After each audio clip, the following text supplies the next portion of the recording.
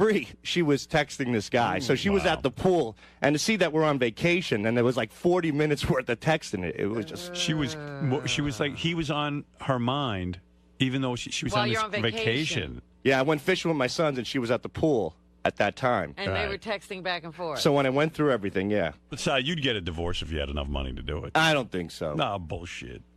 You know why? You know, everything that I've worked on, Howard, and I got this far. What am I going to do? Say that I'm going to leave her now? It just doesn't make any sense. Oh, leave her and what? And have a woman who's into you?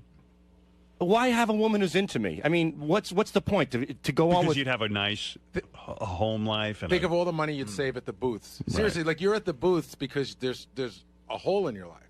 Right. Yeah, but think of the money you'd waste on broads. I'm at the booths because they have porn there you can't get anyplace else, and it gets me off. Is that true? Yeah. Well, I haven't gone. You can't get the porn anywhere else but at a booth? I mean, that's a very bizarre thing in this day and age when you can get porn right over the internet. It's live. You can't carry the internet. I can't carry my laptop on the train and jack one out. So, I go across the street to Penn Station and I toss one off, and it's like a sleeping pill. I pass out on the train. Wow. The only thing is that I talked about this on the air, and one day I came into Penn Station, there was a cop there. It was like, "Hey, Sal, you just left the booth." And it was like, oh, it was so embarrassing. This cop is shouting it across Penn Station. Don't worry, the cop just left the booth. What kind of porn do they have in the booths that you can't get? Oh, they have everything, man. Like what? Just like real sick stuff. Well, they have animal sex, which it's really like girls blowing German shepherds and stuff like that. I thought that was against the law. Me too, but it's in there. Oh, my goodness. I'll tell you what. A lot of pee porn, a lot of poop porn. I know you're really not into poop and not. Yeah, but you really are into some kinky fetishes. Like I can't watch any of those fetish films. They gross me up. But you love it. You love people spitting on each other. I love spitting. I love the spitting. I wonder what that's about. Yeah, really. I don't know. Anger. No, there's no anger on my end. There's no anger. Supposedly, you should get an iPhone because you can load your porn right onto the iPhone and beat off on that. Well, that's what I have it. I have it on my video. You bought me for Christmas a video iPod, and I put all my porn on there. Well, a few porns. So then maybe you can just use that. I do. I have done that. Like on the planes, I'll take the video iPod into the bathroom once in a while. Oh, my God. Aren't you glad you got him there? Well, I can't fly first class and have a $100 glass of wine, Robin, so I got to toss one off in the can.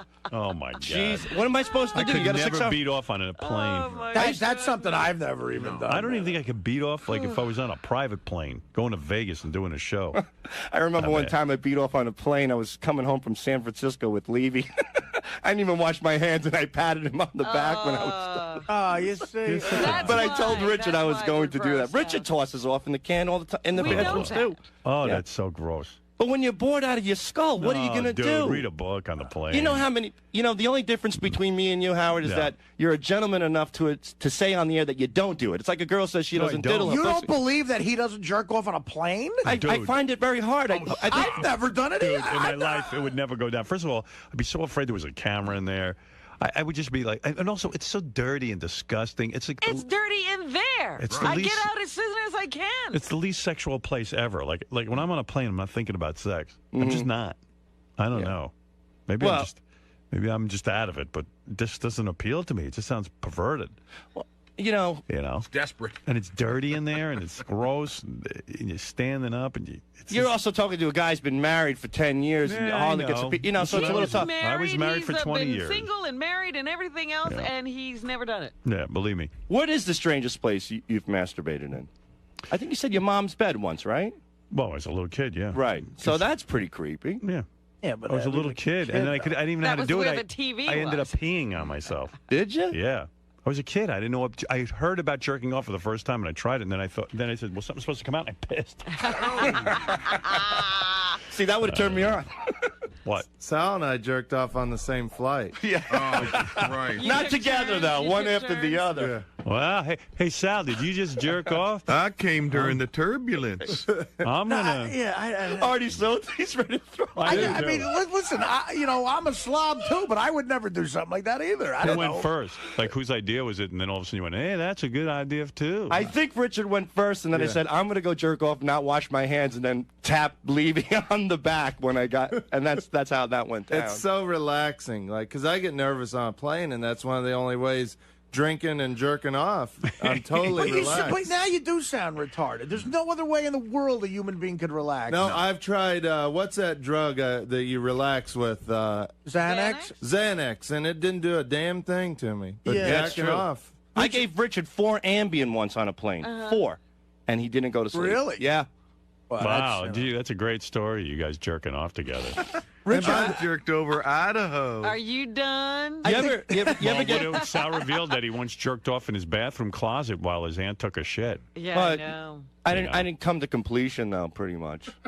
That's Aunt good. is shitting. That's normal. I mean, it turned you on that your aunt was shitting? It was my cousin Oh. in that one. And she turned you on when she shits? No, I was just hiding behind a louvered door that you could see out. You know, it was a closet with towels in it. So Sal's always hiding. I know. 99% of Sal's sex is in hiding or in the dark. I know. I just don't even know what to think. You know how dogs go out to hide when they take a shit? They go to. Yeah. And That's be me with honest. my penis. I'm like a little dog. So, that's what I'm thinking. You're like close to an animal. Well, let me ask you this, Robin. he You're is, yeah. sexy. What's the strangest place that you've masturbated in? In bed. Yeah, I mean, that's generally where people do it. I guess Be so. honest though, Sal. Did you jerk off at Mutt's when you smelled the pan? No, and that's He did. I swear on my children, number one, and number two, that scenario didn't go down like as a sexual thing. Yeah, okay. So I didn't. Yeah, Not at all. Sure. By the All way, right, Panties guys. don't turn me on. They just Doesn't don't. The strangest place I jerked off in it was in a tanning booth when I used to go tanning in a tanning bed. Because it was I'm sorry, Artie. I mean, look, I don't go tanning, my but God. I would stop if I did go now. When I was 17, we had a membership at a racquetball club, and you had the tanning bed for free. I didn't go for the racquetball. I figured out it was cheaper to get a membership and tan. So it was like a 45-minute bed there. So it was so goddamn boring. What I would do is I would prepare myself. I would go to the bathroom, get as much paper towels as I could, and then I'd just lay there, toss one off, and then pass out in the tanning bed. And it was very relaxing. Yeah, but then what if somebody First of all- finds you? No, you were locked in. It was you're locked in a room. So it was just Did you any, and the- any of your spooge get all over the No, tanning bed? no. Yeah, because sure. I would make like a turban around my cock. You know. A turban around his cock. A cock turban. You wrapped your cock in Yeah, towel. and then it would just pull off like a little helmet because it was like paper You mache. made like a mold. Yeah, we make a mold. Yeah, it was, and it worked great. I think this schedule is finally getting to Richard, man, because Richard looks unhealthy. Dude. Yeah, I'm looking at the belly. He put on 22 pounds. I did over the holidays. I'm trying to lose it, though. I'm eating healthy. They have No, he's not. they have Fresh Direct machine upstairs here now. What's So that, you- Fresh Direct? It's like healthy meals you can buy. They're like $8. What is fresh? I don't know. What Upstairs here? Yeah. Okay. Artie should go check it I out. should. I didn't know In the about that. break room, But yeah. what kind? But you look. And look. Believe me, I look awful too. But you look run down and like heavy and bloated. Well, I'm not. He's also an alcoholic. Yeah, it's true. You know that the kind of boozing you do that really fucking takes. Yeah, it's makes taking it its whole. toll. You're starting to look old. Really? Yeah.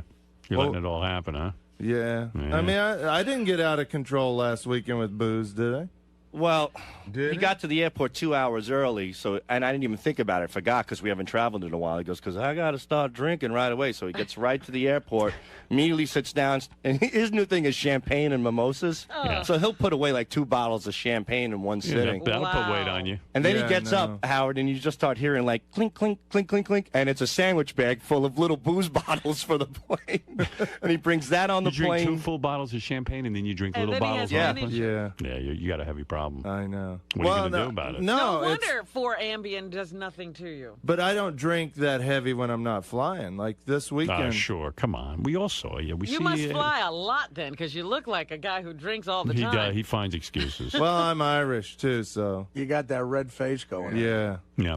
But I, when the plane takes off, I have to have a drink, or it's a habit of mine. I don't feel Stop flying. right. Yeah, maybe it's time to give up the road.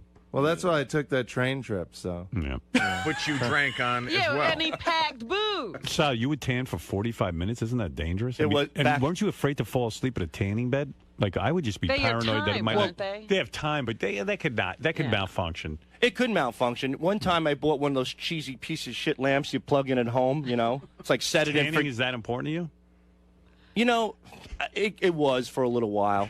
You know, once Because you look so much better. yeah, I don't know. Yeah. I bought one of those lamps at home, and I did develop a few blisters on my face, and I never did it again. Right. It was like one of those heating lamps you see at McDonald's over the French fries. Yeah. That was on my face, Oof. and then I stopped doing. And that's when I got a little worried. And Sal is so vain. Like when we went to Florida, he has to bring a huge suitcase just for 2 days to pack his hairspray, His raccoon makeup. Oh, stop and it. his hairspray Wait. leaked all over his clothes the other day. it exploded. It exploded on the plane, and it leaked out, like all over his But- suitcase. Was he Okay. all upset? Yeah, he was pissed. Yeah, but okay. Hairspray. You hardly have any hair. What are you I- spraying it? I'm spraying whatever's left so it doesn't move around. Oh, my God. But I'll tell you one thing. I think you're that handsome? No, I don't. But I like to look good. You look good. You Yeah, but I mean, there's nothing wrong with being clean and manicured. But hairspray? Well, if I didn't have hairspray, my hair would just go straight down. I'd Oh, look like wow. I'd look like a monk, like that fucking guy from Dumb and Dumber. I like my hair to look decent. I mean, the hairspray keeps it up like that? Yeah, a little bit. Wow. Is there really anything wrong with? I mean, But it's a hairspray. Today's day and age. And You're it's a a man. special hairspray from Bumble and Bumble. Like he won't use just any hairspray. All right, so I carry, but you know what? I carry shirts and pants like a normal human being to a club. Yeah, Richard doesn't even have to Nothing. pack. Yeah. Nothing. One pair of pants, one shirt for a whole weekend. That's disgusting. That's if you're a man. That's all you need. Don't you feel No, if like, you're a don't you feel caveman. Like, don't you feel like changing once in a while and No, cleaning up? no. No, I like the ease of just taking a duffel bag when Yeah, you go but on a trip. I can, but you see, from years on the road, I've developed. I know how to get pants and shit into a duffel bag. I can fold it right. I mean, so say you do a show, and then you go back to the hotel room. What You about get your undressed, underwear? and then what do? You sleep in your underwear. Uh-huh. You And get you- up, you shit, and then And you wear the And same it's underwear? the same underwear. Same underwear. He wears the same blazer he wears on stage the next morning at breakfast. And then he wears it the same night. Like, I saw Richard, we did a show Friday night, and Saturday afternoon I'm having lunch with him, and I go, Richard, is that the same outfit as yesterday? He's like, yeah, what's the problem? And he Oblivious. doesn't- And he doesn't bring a toothbrush either when he travels for the weekend, right? You I'll don't bring never a toothbrush? forget it. They have them at hotels. Usually. No, you No, don't they use a toothbrush don't. the whole weekend, do you? It doesn't, no. Be honest. Yeah, I usually skip that on the weekends. Howard, we're in the hotel in the I mean, that's Does his unreal. breath just stink? It doesn't smell, though. I think it's all the alcohol kills the Alcohol germs. burns everything vodka, out. yeah. When you wake up, isn't your mouth all pasty and you just want to clean it and clean your teeth? and Yeah, get all but the- then I have a coffee or a Coke, and it's fine. And then it's stinking Coke and stinking coffee mixing together. We're doing a show in Illinois. It's one, so gross. we're doing a man. show in Illinois one weekend, and we have to leave. And I'm brushing my teeth, and Richard goes, "What the hell are you brushing your teeth for? We're on vacation." Yeah, why take care of yourself? Vacation from teeth brushing. It's a burden. You had more than 18 cavities, man. That's I how did. fucked up you are. 18 cavities. I got them filled though. Yeah. And there's going to be more Have on the you way. been back to the dentist since then? Once, yeah. What did he say? You need to take better care of your teeth. Yeah, they scolded me for not flossing. Flossing. You're not Yeah. brushing. You're not. I mean, don't you? When food gets caught between your teeth, don't you want to just clean it out? Like I carry toothpicks. I mean, I just. I just don't notice that stuff Yeah. like most people, I guess. Wow. How do you not notice it? How do you not notice you feel clammy and disgusting? I don't know. Well, it's I even took Sal to my old house in Florida, my warehouse. shit. When you live in a warehouse for 8 years and you shower once about every 2 or 3 weeks, when you shower once every 3 days, that's like living the high life. Where would you shower? He'd hose outside. himself off. Don't you remember? Oh, that's right. But back then, didn't you think about, like, now you got a girlfriend, and God knows I don't know how. But She's a saint. But she is. But back then, first of all, she's gonna wise up to it. You got to start washing yourself. Back then, would you ever try to get abroad? I mean, like, were you shower for 3 weeks? You know what? After about 5 years of not getting laid, I gave up, and I was like, fuck it. I'm just going to be a man. I'm not going to shower. I was kind of doing it in protest of women because I was so angry about it. I used to love, like, walking up next to a hot chick at a bar and stinking and stuff. It's kind of my way of saying, you know what? I don't need You kind of you. way of admitting you're gay. Well, no, I was an angry guy because I didn't get You laid. didn't get laid for 10 years, right? Yeah. You're not an angry guy. But you Well- weren't getting laid because you smelled. It was self-perpetuating. Well, And you didn't brush your teeth, and you looked disgusting. after a while, that's the Yeah. reason, yeah. After a while, I think that was the reason from the very beginning. When's the last time you showered now? Sunday, I think. Sunday. If you have to go No. after that question, you're fucked. Wait a minute. You're a pig. Today's It's fucking Thursday. Thursday, man. Is it? Dude. Nobody answers to when's the last time you showered. When did you shower? My shower curtain was in the wash. So Shower curtains in the wash? Yeah. Just buy a Your new shower one. How curtain much The is gets it? washed shower more than he curtain gets does. the shower. Shower curtain's like $3. You No, can go to I like fucking Walmart. I got a nice one with like a painting on it and stuff, and I washed it. And I didn't want to get water all over the bathroom. There's a painting on your shower curtain. And it takes 3 days to get your shower curtain washed? Yeah, well, I do drop off laundry. So. Wait, dude, They make these liners, Richard, that cost $2. Yeah, it's called a liner. it's That's Thursday. the thing. It's a liner. That's what Rob is talking about. That's what I'm talking about. In other words, you have the regular beautiful shower curtain, and then behind it is a plastic liner. Oh, The plastic liner is like $3, $5. I'll have to pick one of those up. Yeah, and it lasts for months, and then you throw it out when it starts to get Yeah, when you take shit it in, on you it. get another one. Months. It lasts for years. Most families. You Or maybe take a bath if you have to get rid of your shower curtain. Yeah. Wash your balls and Like- your asshole. I always, I get busy with something. I'll be working here or at home. I'll be playing guitar, and I just don't think about showering. Richard, Like, it's last it thing takes on my so mind. 4 long. days. It's 4 days. Like, how many shits have you taken since then? Oh, probably 8. About 2 a day. I mean, come on, 2 a day. Did, again, this has gone from like goofing around with Richard to where I want to call human resources. Taking 8 shits and you didn't want to wash your asshole out with water and soap? No. You like it. You like it smells. He does. He does. There is loves something manly about. Do you like to put your finger down there and smell it? I do. In Yeah. between my balls and my thigh. Jesus. I'm sorry for anybody that's eating breakfast out there, but there's nothing better than taking your 2 fingers, rubbing it between your nuts and your thigh, and you get that man smell, You get a coyote smell, is what you get. Yeah, a man smell. Yeah, dude. What is that smell? Oh, that's man. Like, what did you I just smell coyote. Dude, you're almost 40. What did you just say? It's like a musk. It's like natural. That's like a cheesy smell. Can right? we interview his girlfriend? Because there's no way she's fucking you. She like must that. have had a stroke and has no sense of smell. Well, I shower when we're together. When you're making love. Yeah. How do you get the crust off? I mean, my God, you've been building it up for days. I can't make love to you. I can't get the crust off. I don't have a Richard, do you shower know- curtain. Richard, do you know how little you've experienced with life? If that is like something you say, there's nothing better than. There's nothing better than doing what you just said. Right, 2 fingers Well, yeah. between I can the think of balls about and 100 the teeth. things. I'm a simple person. I enjoy simple things. There's thousands of things within a block Right. of his studio that are better than that. Well, I enjoy that Yeah, too. why but is he in New York City when that's all he needs? So your girlfriend doesn't shower either, I guess. 'cause No, then she does. But the shower curtain's not there, so yeah, she's, she got water all over the floor. She Yeah. just put a towel down. Does she live with you? Uh-huh. So oh, how she you- has you for don't- 2 or 3 years. So you yeah. don't Oh, my fuck? God. You don't Yeah, fuck that but dude. Sunday through So Thursday? she's smelling you for 4 days, stinking. I thought she only saw you occasionally. She's living with your Oh, yeah. unwashed ass? Uh-huh. well, yeah. She She's doesn't cool. say She don't mind. shower?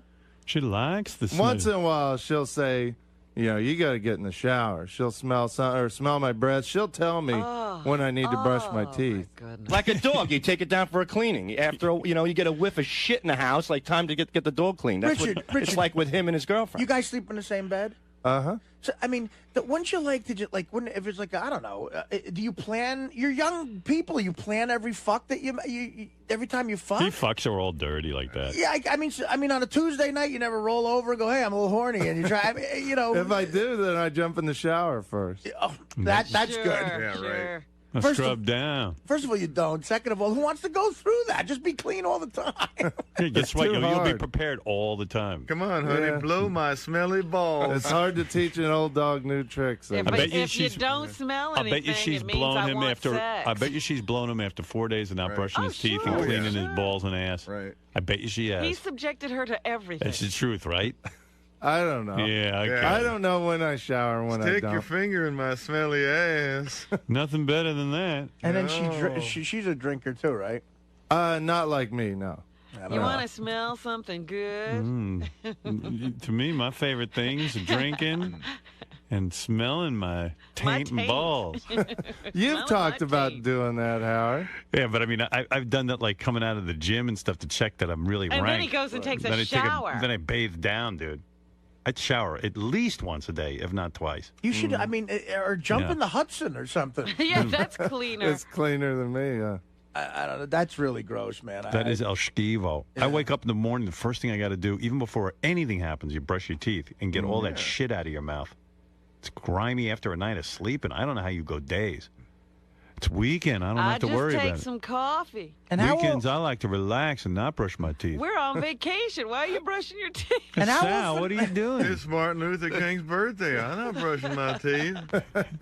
Hey, and Every how day's a often? holiday. How often is he doing that shit here and then touching everything? Oh, I don't go No. near him. Well, even if he hasn't done that shit, he's done it at some point and not washed, and he's touching everything. I say No. hi to Richard like from a distance. Like I'll look into Richard and Sal's room and I just go, "Hey guys," and then I just walk right yeah, I by. stand at the door. I don't go through the You threshold. used to come in our studio every morning, and Not that anymore. Once you that started telling changed. me, yeah. Yeah, at one point it smelled like a locker room in there. And we Well, went, this asshole would go to karate, and he would bring his gear in the morning because he would go to karate after work later on, and he never washed it. Yeah. So he would hang his filthy, sweaty, piss-smelling robe in our studio, and it just smelled like a locker The room. whole thing and he reeked. never, Yeah. ever Someone washes told it. me he left his bag for his gym bag with clothes in it for 2 months, and they opened it up. It smelled like a dead body. Oh, it did. oh, But he's still wearing those clothes. Like that dead body smell doesn't affect Richard. He'll just go in there, put that dead body shit on him. Did anyone complain And- at your karate school, or nobody has yet. No. or you still go? Yeah. No. Yeah. You have to wash your gi. I do every once in a while. Richard, you're gross. Really, it's not. You should move yeah, out he of the doesn't New care, York Artie. City. There is no way of embarrassing him into You're not being embarrassing. better. He's if you notice, he smiles when he like a admits to all retard. that. He loves it. He likes it. It's a manly thing to me. But did I'm you ever sorry. hear us fucking with Wendy the retard when we go, do you ever smell your own shit? Yes. You're the exact same interview. Except he's not retarded. Well, I don't hope I'm know. not. Well, there's And by the an way, argument there's there. no way you're doing a lot of karate. I mean, you have an enormous belly now. I mean, there's Yeah, no way you're I'm not. working out. I'm not doing it as near as much Yeah. as I should. Right. And my diet gets crazy on the weekends with Chinese food and pizza and stuff like that. You need a size 50 black belt. It's like Elvis. I'm the size of a dojo I now. could barely lift my leg like Steven Seagal. Toward the end, Elvis was wearing a cape with like a little superhero cape, and he had those bell bottoms that were too short. It looked Well, almost looked like a actually- cross between like a Star Trek uniform, like when Kirk wore those pants and they had those bell bottoms. Right, it's jumpsuit. Yeah, it was a cross between Superman and a Star Trek Yeah. uniform, and then he was so fat, and he paid a karate instructor to give him a black belt. Like he just wanted the black belt. He didn't care if he had the power to And back then it he'd up. do the poses on stage. That's all he could do. He'd do his kata Yeah. on the stage while he was singing Suspicious Minds, and then he'd be doing his, Shotokan, and pose. try to kick his leg up. Yeah. He looked like Artie in a white jumpsuit. It was Sal- like Chris Farley doing Yeah, right. karate. Sal, didn't you try karate and they humiliated you or something? a long, long time ago. All right. All right, boys. All right, Fascinating glimpse into the world of Richard and Sal. Isn't it a little embarrassing to It is. for Howard to be calling you, filthy and smelly, and then your buddy over here is piling on? I know. I mean, you work here for enough time, and you try not to let things phase you. But I thought you were brushing regularly and washing more often. I am. Because we talked about this a while back. What you did with Howard, and it seemed to have had an effect on you a little bit. A little bit, but old habits are hard to break, and I'm 34 now. I'm getting old, and I have habits, bad habits, and that part of that's not brushing and showering and stuff. And I get busy. Me and Sal are busy guys. We got prank calls to make. We got songs to do, balls to sniff, and sometimes showering's just not part of my schedule. Just think, if Richard was showering while we were at a department store recently, we would have never recorded the new bit, Nicholas Gers. Yeah. So, you got to know what your priorities are. Or if I in the was workplace. showering while we did the retarded flu call, that call would have never happened. Right. Or if he was showering when he did Brown Mounds, it would have never have happened. If I was showering right now, you wouldn't be getting this interview. Right. So what should I do? Do this interview or go shower? You're right. You should shower. not shower, I guess. Tim, do I stink really? Smell me. Just got handed a note out in the hallway, for those of you who are following anything that happens in the hallway. Yes. Ronnie, the limo driver / security guard, just got woken up in his chair by Sal banging cymbals near his ear. So he does sleep out there. Yeah, they caught him. What's his thing? He's supposed to be the guard. We'll have video in a second. It's really funny. I always love that. I love to see that. Well, good. Wake his ass up. He should be guarding me. He's not happy. What did he do? He's not happy. He slammed the door and now he just left the compound. Look at these animals here. Wait, look what? at this. What's going on? Look in the background. Look what's going on. You could jump in. Chris, so for people who don't know the radio business, it's very rare to get free food. So right here at the end of the show on Thursday, Bobby Flay and his people were nice enough to send up a bunch of free burgers, as Salas told everyone, taste like pussy. That's how good they are. And the entire floor. Animals. They're like friggin' animals. And now convened around our free food table. Interns, radio guys, the Howard TV guys. Animals. The news people are here, and they're just, I mean, literally, as they were unpacking, the woman couldn't unpack the boxes. Everyone's crowding around her and shit. I grabbed the burger. Sal grabbed this for me. But I told Ronnie, I'm like, hey, Ronnie, take charge of this situation. You know, you got 8,000 people crowding around the table. Everyone's pushing each other. Shit's getting messy. You know, form a line. Do something. Keep the hall clear. But Ronnie fucking won't And he's do jack not doing shit. that. No, where the fuck did Ronnie go? He grabbed his burger and he fucking left. Well, I've never seen. We've gotten food up here. You know, it's a rare occasion. This food I've never seen food disappear so fast. Ronnie, who's the first one to take a burger? Well, Scott the engineer was the first one to circle, but he didn't take anything. He first circled, but he didn't take it though. The first one to take was Richard Christy. Yeah. What do you get? Then Scott the engineer. But Scott was here first to circle. See what's going on? He's going, are we? Is this for us? Is this for us? And he's back, look. Yeah, we have one. Well, there he is again. Look at him. Oh, really? And we're building one at Paramus. Look at him. Look at him sneaking his big Yeah, arm right in. in the Bergen Town Center. Burger. It's good. Really good. What would you, like, My weird reaction is that you just think that you're a genius at everything. You're good at radio. That's it. No. tastes like a burger. It was good. Actually, it was one of the best burgers I've had for, I guess, this style, which I don't know if it's like a fast food formula they have. I don't know. Is this like a takeout place only? If it is, it's really damn good. Sal, how's that burger, man? Well, the first day I got my iPhone, I just got, say, hey, you get porn on your iPhone, here's the website. How long do they keep this urine when you're being tested for steroids in the NFL or the Major League Baseball? Because what do you mean? They have retested a sample of Barry Bonds' urine. Right. And now they say he tested positive. You know, these are You are urine kidding me. samples they've been holding. What? They keep the urine I mean, I would think they do the test and then they throw out the urine. Can I come clean about something? This urine is from 2004. Wow. I have a great revelation, and this is going to be one of those things where I shouldn't say this out loud, but I'm gonna. I purchased urine. You're kidding? When? When did you purchase it? The day after I made that stupid promise to you. Serious? And I had to throw it the fuck out. I put it behind a bunch of liquor bottles. Where do you go to get it? Oh, a kid sold it to me. Are you serious? Because I would think you could know someone who would just piss in a jar for What you. happened was there's a bunch of kids in the town I grew up. They're all fuck-ups, but they're trying to get on the fire department. Right. So to Well, get why did you ask me to give you a urine test? And I even protested. I said, Artie, I don't want to give you a urine test. Why did you? Like, you were nuts. Yeah, it sucked. You know you would fail. Well, no, I'd still be okay with it. I'd still be clean, except for Subutex liquor. For Subutex liquor and what else? Maybe weed. Mm-hmm.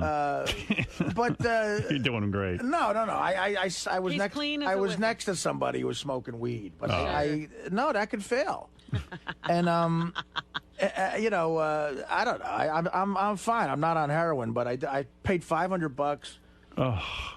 And I told the kid he's trying to get on the fire department, you know, and he's like, "Yeah, this is brutal. I haven't smoked pot or done anything for 6 months." And Oh, so he's going to get urine from himself. How Yeah. gross is it? it's gross. I made him. I mean, where do you? What did they sell it to you in a jar? Well, he came over to my place, and I made him piss in the. You know, I didn't see dick in cup, but Right. he put it in like a Poland Spring bottle, and then I transferred it with gloves Oh, my to something else, and then I put tin foil around it. Because it's so gross to look at. Yeah, and then I put it in the back of a bunch of whiskey bottles. And then I just threw it out like last week. I forgot So I what had part of you insists to me? I said to you, Art, you don't have to do a urine because test. I was don't excited. want I tried to make it sound like I'm normal. Yeah, but I yearn to be normal. I know, but I told you you're never going to pass it. No. And, you couldn't pass a urine test ever. Yes, I could. Why No, don't you we? couldn't. Yes, I could. When? Just put Artie in rehab. I'm not in rehab. Why? Because I'm someone fine. I talked to someone about that, Yeah. and they explained to me Artie's got to want. You could, there are people go. Everyone acts like rehab's the cure. I'm totally you could go, fine. You could go into I'm 95 rehabs and still not be better because you got to want it. Guys, I've been clean Look at off. Steve-O. He fought it Well, at first. Steve's a hole. Can I just talk Jesus about Christ? Steve The O's- guy's bleeding and throwing shit at the. And that, may I add, they waited till that happened. Can I just talk about how it's just so funny because I want to go pull the tape of how insulted and indignant Artie was. This is what's great when about I me, said guys. I had to watch Artie pee in a cup, and he goes, "Are you insane? Do you think I'm fucking crazy enough to go? I'm going to buy urine." He fails his first drug test. I've already picked the date of his drug test. But he can't know the date. No, yeah, he okay. doesn't know. All right, it. all Don't right. worry. It No, should I be don't every other know. day or so. I don't know. What are you waiting I don't for? know why Just there's a get special little- day. Yeah, You should be Because it's tested random. already.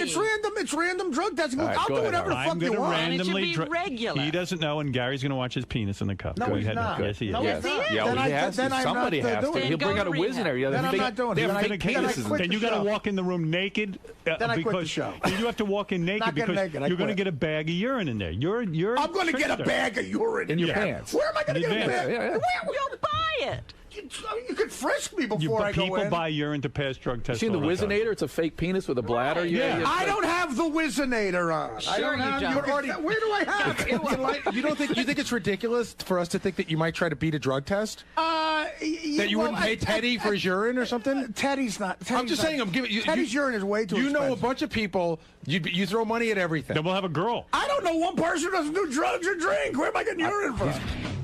No, I bought urine before you accused me of buying. Yes, I did. We had already But if bought you, urine. but if you could go back to whatever those days are, I'm wearing a leather jacket and I have the urine in here in my breast. Are you pocket. serious? Yeah. So if you look at the tape, it might be like. You could see You the mean you were urine. carrying the urine with you because you thought we were going to do the Yeah, urine he test? didn't know when the test was going to come. You're officially Oh, the my funniest person I've ever met. I came in here. But meanwhile, you weren't even clean I came when in you here said I'm going about- to take a urine test. Yes, I was. Then why would you buy urine? No. If it was the next day. I was worried that stuff would show up. Okay, very worried. Art. Stuff that you take. But I haven't done heroin since December 25th. But we. I haven't. No, but we were giving you a drug test for everything. I know. That's where I made a mistake. I should have made it just heroin. Just heroin. I don't know if they make that test. They do. You could just check for opiates. Ignore coke or anything like this. So just Yeah, heroin. you could. Just You tell could us see. if there's heroin in You there. could see specific stuff. All right. Well, anyway, that's a very interesting revelation. But I was always wondering about if the urine stayed. Stayed good. Because then the one guy said, you have a way to keep it warm because it can't be cold. And I was like, oh, fuck. So I would put it in a room with heat every. Next to the boiler. Did you really? Listen, Howard, I'm crazy. Oh, but my God. I don't want, I want to keep my job here. It's very important to me.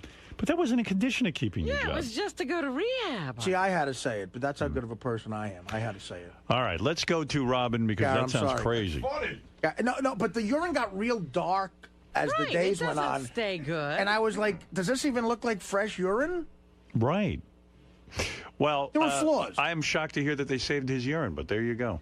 The samples are believed to contain traces of the previously undetectable designer steroid known as THG or the Clear. It was called the Clear because it wasn't supposed to show up on tests.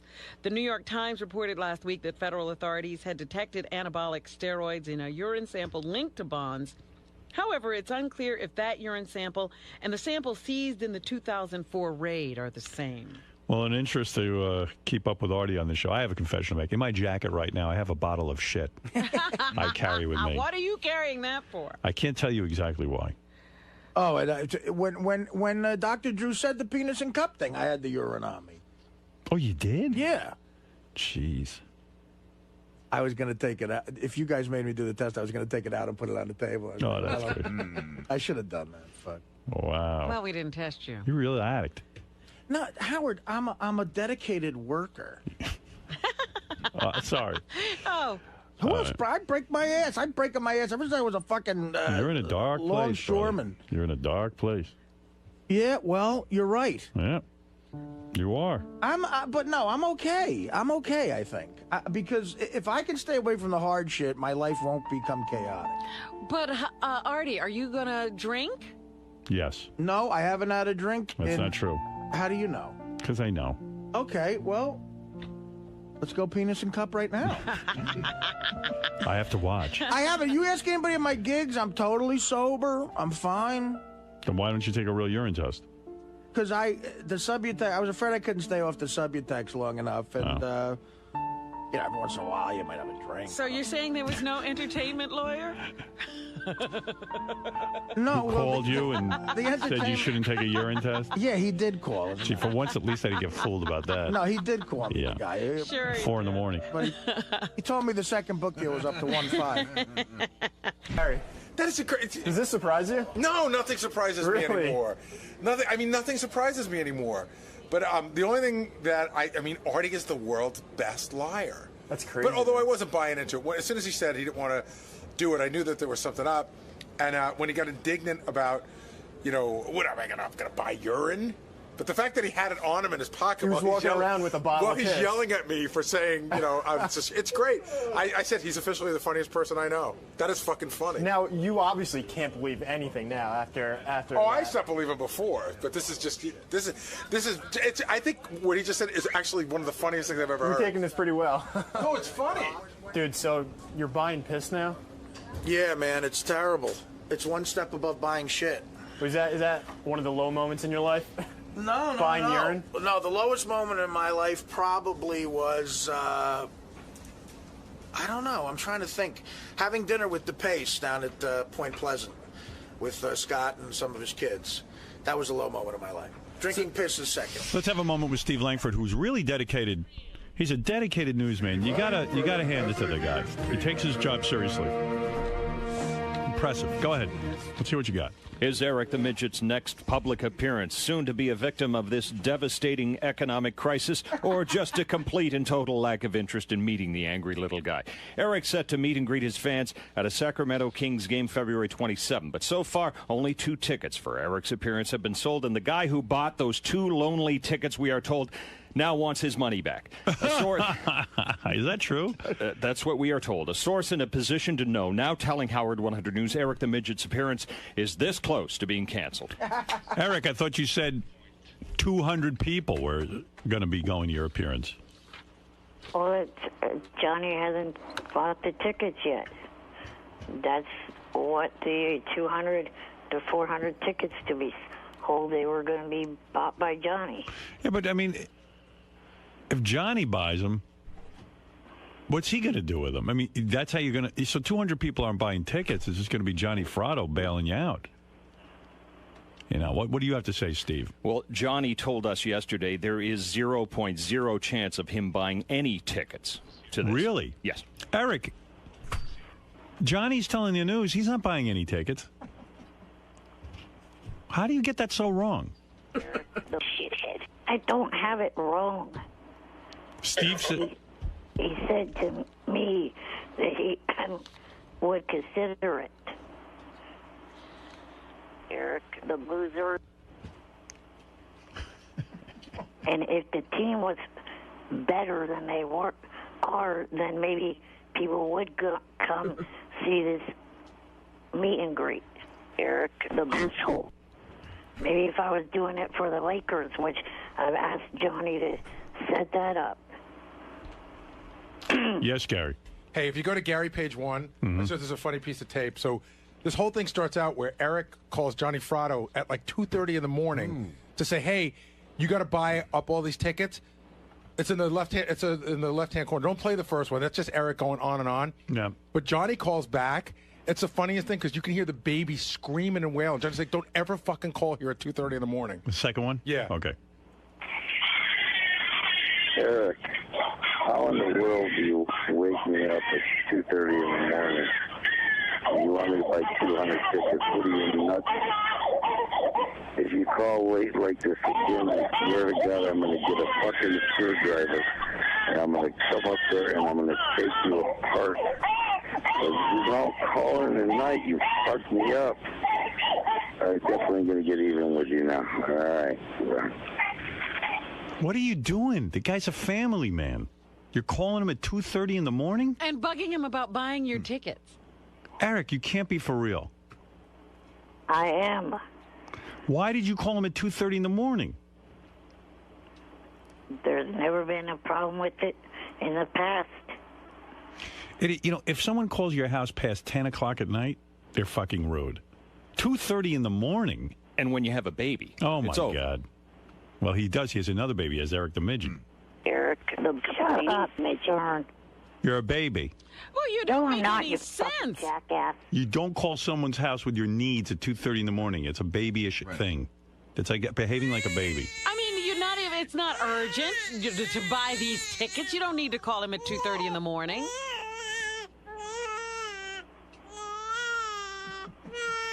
Eric, that's what you sound like. It is urgent. I don't want this to be, another thing where no one shows up. It's too late. Oh, my goodness. Hey, it says here, Eric the Midget's forehead looks huge today. Let me take a look at that. Put it up on screen, guys. Whoa! What happened? Eric, what's going on? I think combing your hair back that severe is a bad idea. Yeah, that's a lot of forehead. No one else fucking complain. Shut up. No one else is honest with you. That's a lot of forehead. And a lot of big blotch there, too. Big, giant square blotch like that. Shut up, you damn witch. Like that guy who ran Russia for a while? That, Big Weinstein? Gorbachev. Gorbachev, that dude. Actually, it looks like a car peeled out on his forehead. Yeah, like a tire track. Like a tire track, kind of just when it takes off. Eric, you're fucked. And in the hair, every way. the hair color that he's dyeing his hair, there's no real color like that. He must have just done that. That's a fresh. There is. That's a fresh dye job. Yeah. It's got to be. When did you dye your hair last? Last Thursday at Frederico's. Yeah. So you're getting it done by someone now. They did that at Frederico's? Yes. Wow. Did you say to Frederico there's no color like that? There is color like that. It's in their fucking book, jackass. Yeah, but we're talking about on humans. Yeah, that's horsehair. That's almost clown red, actually. Right. I know a clown has hair. Like I want Emmett Kelly red. I want to look like Bozo. Is that what you told them? Did you say you want to look like Emmett Kelly? What? Did you tell me you wanted to look like Bozo? I look like Bozo. I want to join Barnum and Bailey. Nah, it's a little too red, Eric. Trust me. You should go a little... The way my hair color was when I was a kid. You look like Heat Miser. Yeah, but you're no kid. I'm Mr. Heat Blister. I'm Mr. Sun. Da-da-da-da. You're an adult male. Yeah, you're Mr. Fat Ass. Shut up. I'm Mr. 101. What's going on with your forehead there with that big red square on it? I mean, I'm concerned. Is that psoriasis? No, nothing's going on with it. Yeah, okay. You're very red and blotchy. But really, Eric, you know it's ridiculous to call Johnny to buy the tickets because that doesn't mean you're a success. It looks like you walked into a freshly painted stop sign. Why is it Johnny's responsibility to you Eric? get yourself in these messes, and then he's supposed to. Midget. Yeah, it's bail out. you out. It's out in the public forum here that you're asking a friend to bail you out. So it would be more embarrassing than canceling. And so Johnny will have to get 200 of his friends to show up. Did you hear the guy who bought the 2 tickets for your appearance wants his money back? I don't fucking think so. Steve, how do you know that? An extremely good source. Hear that? Oh, whatever, you Canadian jackass. The truth hurts? Not the truth. You ain't phasing Langford. Well, Johnny's not going to buy those tickets, not after Eric wakes him up at 2:30 in the morning. I know that. Johnny I is don't know how not. Johnny's still friends with him. He's so abusive. Johnny's a saint. Johnny's a wonderful man, but I think he's at his wit's end. I don't know. It sounds like he's done that with a screwdriver before to other people. Hey, why does the guy who bought the 2 tickets want his money back? Maybe we could get to the bottom of the problem that way. Do you have any ideas, Steve? I don't have the answer on that. You didn't say to him, why do you want the money back? We'll have to look into that. All right, thank you. He came to his senses? Wouldn't he have a lot of time with Eric? I mean, if he's the only guy who shows up. It'll be a night with Eric. Yeah, I mean, he could have exclusive time with Eric, you know. And this is a guy who gets $40 for just a phone message, so it seems like it would be a good deal.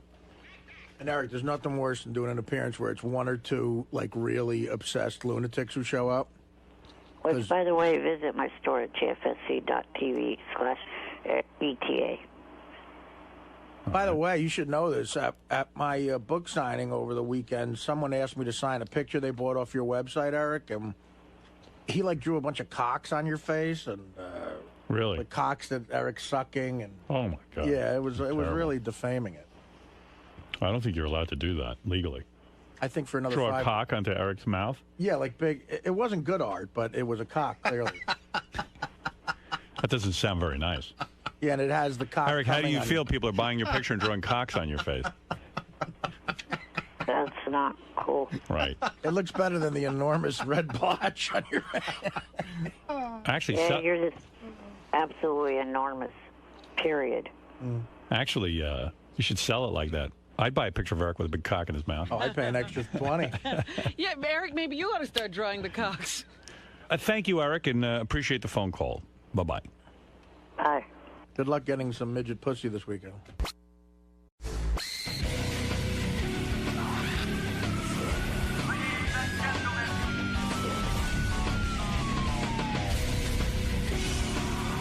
Artie, I'm surprised to see you here. After this morning, I didn't think you'd ever be back in our wonderful studio. I was dead to Gary. You're hey, back. Gary, by the way, you know, I think we made up, but what a show business move to say I'm dead to you. That's like a producer, like, Artie's dead to me. You know, that's like what Jerry Bruckheimer says to you. I got to be honest one with of his charity hockey games. I got to be honest with you. I'm not so sure we made up. I mean, Howard said we made up, but we didn't really. We never really made up. I came in here today to really tell 1/10 of the audience that heard you this morning you're sorry. Well, what do you mean? We don't have the listenership that you know. No. I said this today. I think I made this point today when I said that I came in there today mad and I wanted to say mean things because I was mad and I said some things I didn't mean. But see, you have to seriously. How do I know you didn't meet him? That's me, man. That's the tough part. Like you said him. Me. It's like, you know what I'm like? I'm like David Niven in the Pink Panther. It's all a lie. But it's just it's so hard to tell. You have to pick and choose. I've lost my credibility with you and Will. And others. And I give Will some credit, at least, for having the balls to come in, because he's not the only guy that... I like No, Will. but Will's not the only guy that grabs my ear and says shit. He's just the only guy that had the balls to come in and Who the fuck says shit? A lot of people. You both break each other's balls, but it seems like there's an underlying level of animosity between the two of you, and neither of you guys know where it's coming from. No, John. That's true. And it's true that there is, and it's true I don't know where it's coming from. I was very hurt by what you said on the wrap-up show. And let me tell you something. If we replay that clip, I think I'd be justified. And if a coworker and a person who's supposed to be a friend says something like that about you, a blanket statement, he lies about everything. But I didn't say. I said, how do we know if we could trust him? And the funny thing is, Let's calm down with that. No, have I ever done anything to you like where I really, really betrayed a trust to you? Like really a bad fucking thing where like I fucked you over, man. Like, you know what? Artie fucked me over. No, on a personal level, okay, no. well, that's what it sounds like, though. No, but how could you be so insulted that people might think you're lying about stuff? That's the part that's so ridiculous. Lying about certain things is fine, but you're not getting my point. Not to take my word on anything is what pisses me off. That's a blanket statement about me as a person, not as a drug addict or a guy with a drug problem, saying you can't take my word about anything and that I lie about everything. No, I don't. Is bullshit. I don't say you lie about everything. Well, you just did. And you know what? I didn't mean that. What I do mean is thanks. that everything is now in question in my head. That doesn't mean you lie about Well, everything. It means everything's in question. Then that's your problem, man. But it's a problem that's not that hard to have. It shouldn't be in question. It shouldn't. And I'm not the only one. I give Will you credit. keep saying that. You're not because the only it's true, one. because Will's the only. Let's talk about you. I'm talking about you. Not I'm not everybody sure else. when you're telling the truth. That's me talking. Even That's it. I can't say it any other fucking way. I'm not positive when you're telling the truth anymore. Tell me one time outside of like drug stuff you think I've lied to you. I don't know. I'd have to go back and look at it. Because I've never done it, Gary. I guess not. Of course I haven't. You want to get on here and be interesting by just calling me a fucking liar. So I'm not taking it anymore. Okay, you said how you feel, and I said it's tough to know. All right, okay, good. It's tough to know then. I'm sorry you can't figure that out. Listen, I'm entitled to an opinion, Artie. Okay, then it's a dumb opinion. I'm entitled to That's think your it's, opinion. I'm entitled to think it's a dumb opinion. And you're totally entitled to think it's a dumb opinion. It's all entertainment, Gary. But how do I know when you're entertaining me or not? If you don't know that, then you are a monkey. What are you talking about? If I say something So I funny, should know that you might have lied about not going to the shrink?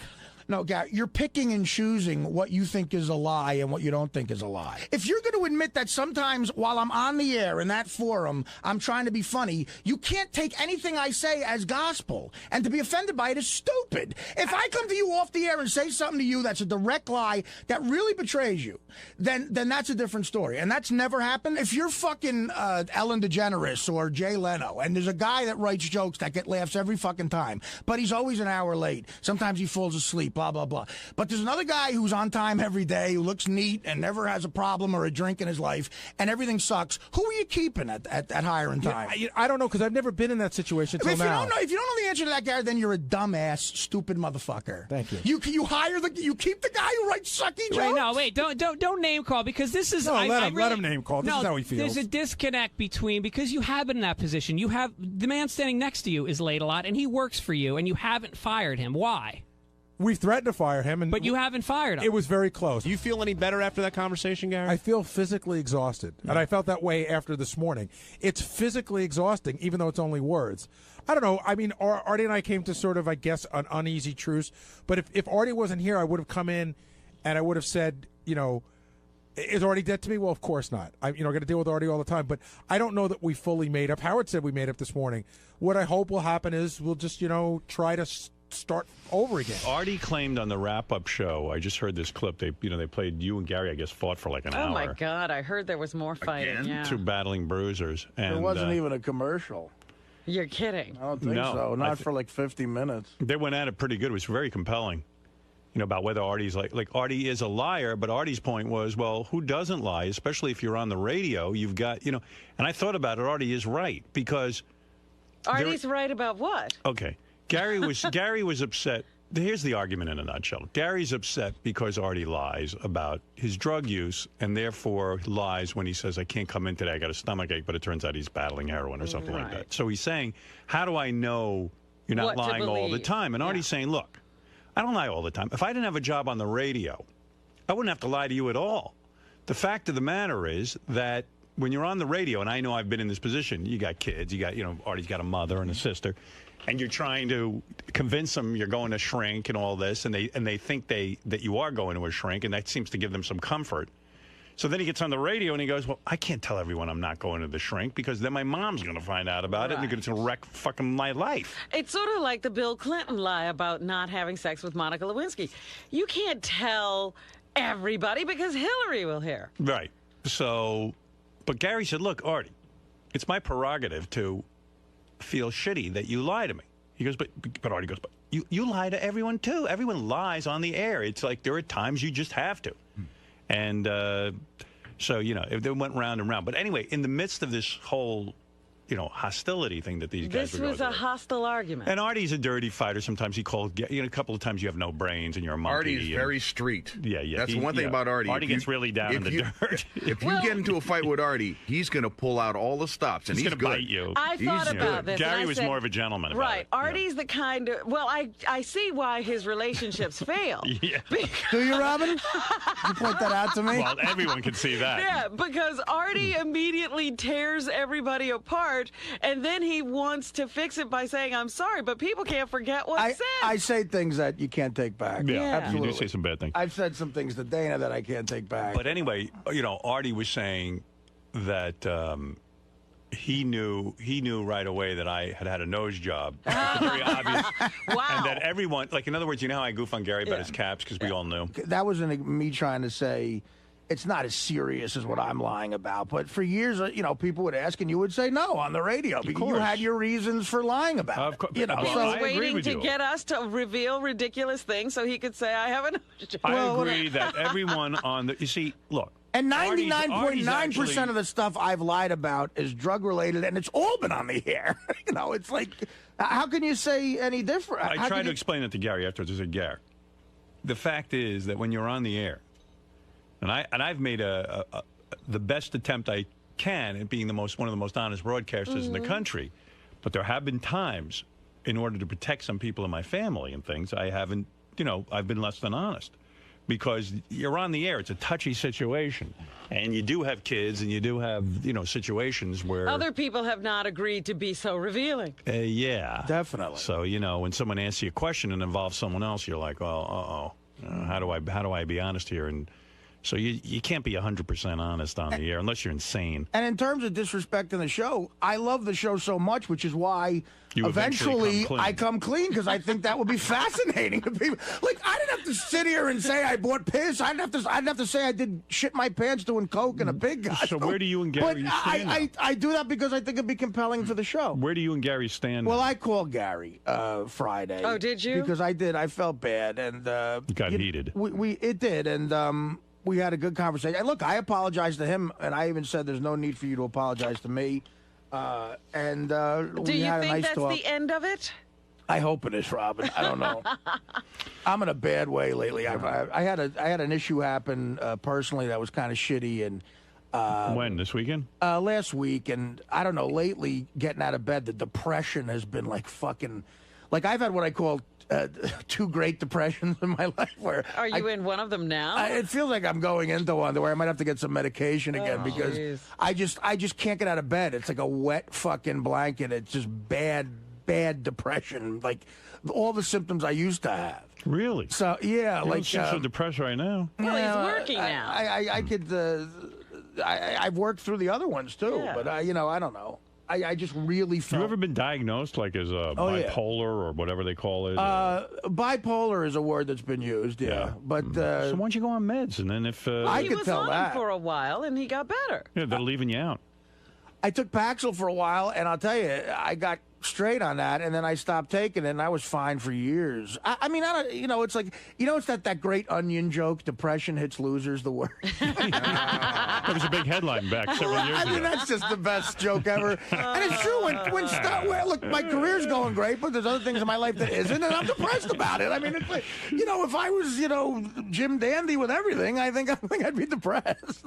Yeah, maybe you just suffer from depression. Shit happens, and you get depressed about it, Well, hey, sorry to hear you're going through that. But I'm all right. I'm here. Yeah, you look good to me. I think me and Gary, agreed to a truce. I think I call Will too. I call John Hine because John Hine got hit with some residual shit. Really? He hit everybody. What did you say to he John only Hine? got splashed though. No, I just said I fucked on the wrap-up show, and I don't think John likes that. Yeah, you said you don't like the wrap-up show. You said it's clearly a bad broadcast. Clearly, I love it. I'm always listening to it. Would it be fair to say your professional life is annoying and your personal life is a 2? It's all annoying. Annoying. Everything's annoying. It's right. Annoying. I forgot about that. Yeah, my personal life is a 1, I think. Let's see. Yeah, well, there's a ton of email about this. I'm sure. Some attacking Artie, some attacking Gary, some attacking me for not sticking up for Gary, calling me a pussy because you let Artie walk all over Gary. Oh. Listen, these two guys had an argument. I told you where I stood on it. Gary has a problem with Artie. I don't. And even Artie said on the wrap-up show, if Howard has a problem, he'll come to me. But I don't. Artie said, Howard thinks it's funny when I fall asleep. Gary and Artie, how did the falling asleep come into it? Just everything got dragged. Oh, wow. I mean, Gary said to me... This guy says, Howard, you pussy, you let Artie walk all over Gary while you sat there like a pussy. Tell it like it is. Don't you agree Artie is a liar? I agree that we all lie. Why don't... But when 2 staff members argue, Howard always lets it go. I mean, it's funny. If I interrupted that, I would have gotten such shitty email like, why can't you let anybody argue? Right. Yeah, Why do you have to make it about you? You're always going to get shit. shit. Doing it right. What did you say that, I mean, listen, Artie and I definitely have issues with each other, but Artie's the one who brought it up the other day. In other words, I wasn't looking to pick a fight with Artie. Right. He was mad at something I said. Well, no, you were on the wrap-up show, and you had said that Artie is a liar and that it really bothers you, and you don't trust Artie about anything anymore. So Artie confronted you about it. He said he was sick of it, and he didn't like what you were saying about him on the wrap-up show. And that's what started it, and I listened. But when I listen, people get mad at me, and sometimes when I jump in, people get mad at me. I can't win. Right.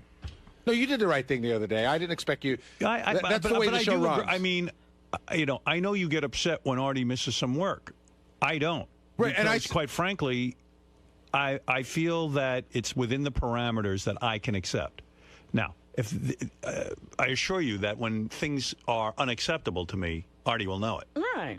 But that's what I'm saying. I think that was a point I didn't get to make to Artie the other day. Is that we're both right in the sense that you don't care and it bothers me, and that can be just because it bothers me doesn't mean I can do anything about it. It's just the way I feel. Right. You feel that he should be a little more professional.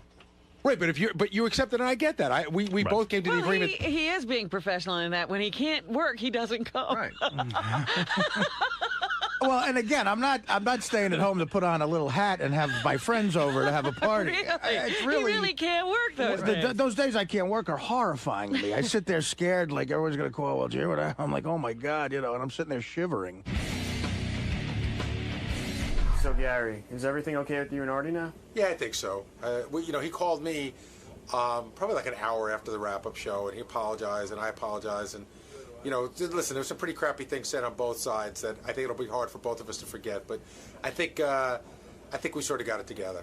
Now, has your opinion changed of Artie? Like you said, you can't really trust him anymore. No, I don't. Listen, I still think that I have to question some of the things he said, but he was right. I mean, he hit me with my exact words. I said everything Artie says is a lie, which is not what I meant. But what I did mean to say is that almost a lot of what he says I have to question, and that I stand behind. Dude, so is You're right, man? What now? What? No, I just want to make sure. Is everything cool with you and Gary? Oh, yeah. Me and Gary are tight, man. You guys are tight? Tight, yeah. Can you believe everything you say now? No, I wouldn't believe anything I do. So maybe you guys aren't tight. No, I think, unfortunately, Gary and I, our friendship boat has sailed away. It's left the dock. So that was just a bullshit call? Now, the only person I have left to alienate on the crew is Brian Phelan and Scott DePace, actually. They're my only two friends right now. You could never. And they say I could never. I'll think of a way. I said this earlier on when I had this job. I will leave here. I will get everyone to hate me. This is what I do. I'm very good at this. And then they don't call me again, which is my goal. Although I've made Ted hate me years ago, and he still calls me. I don't know. So I don't know. I got to do something really bad to everyone here to get them to stop fucking calling me. Including you, whoever you are behind the camera.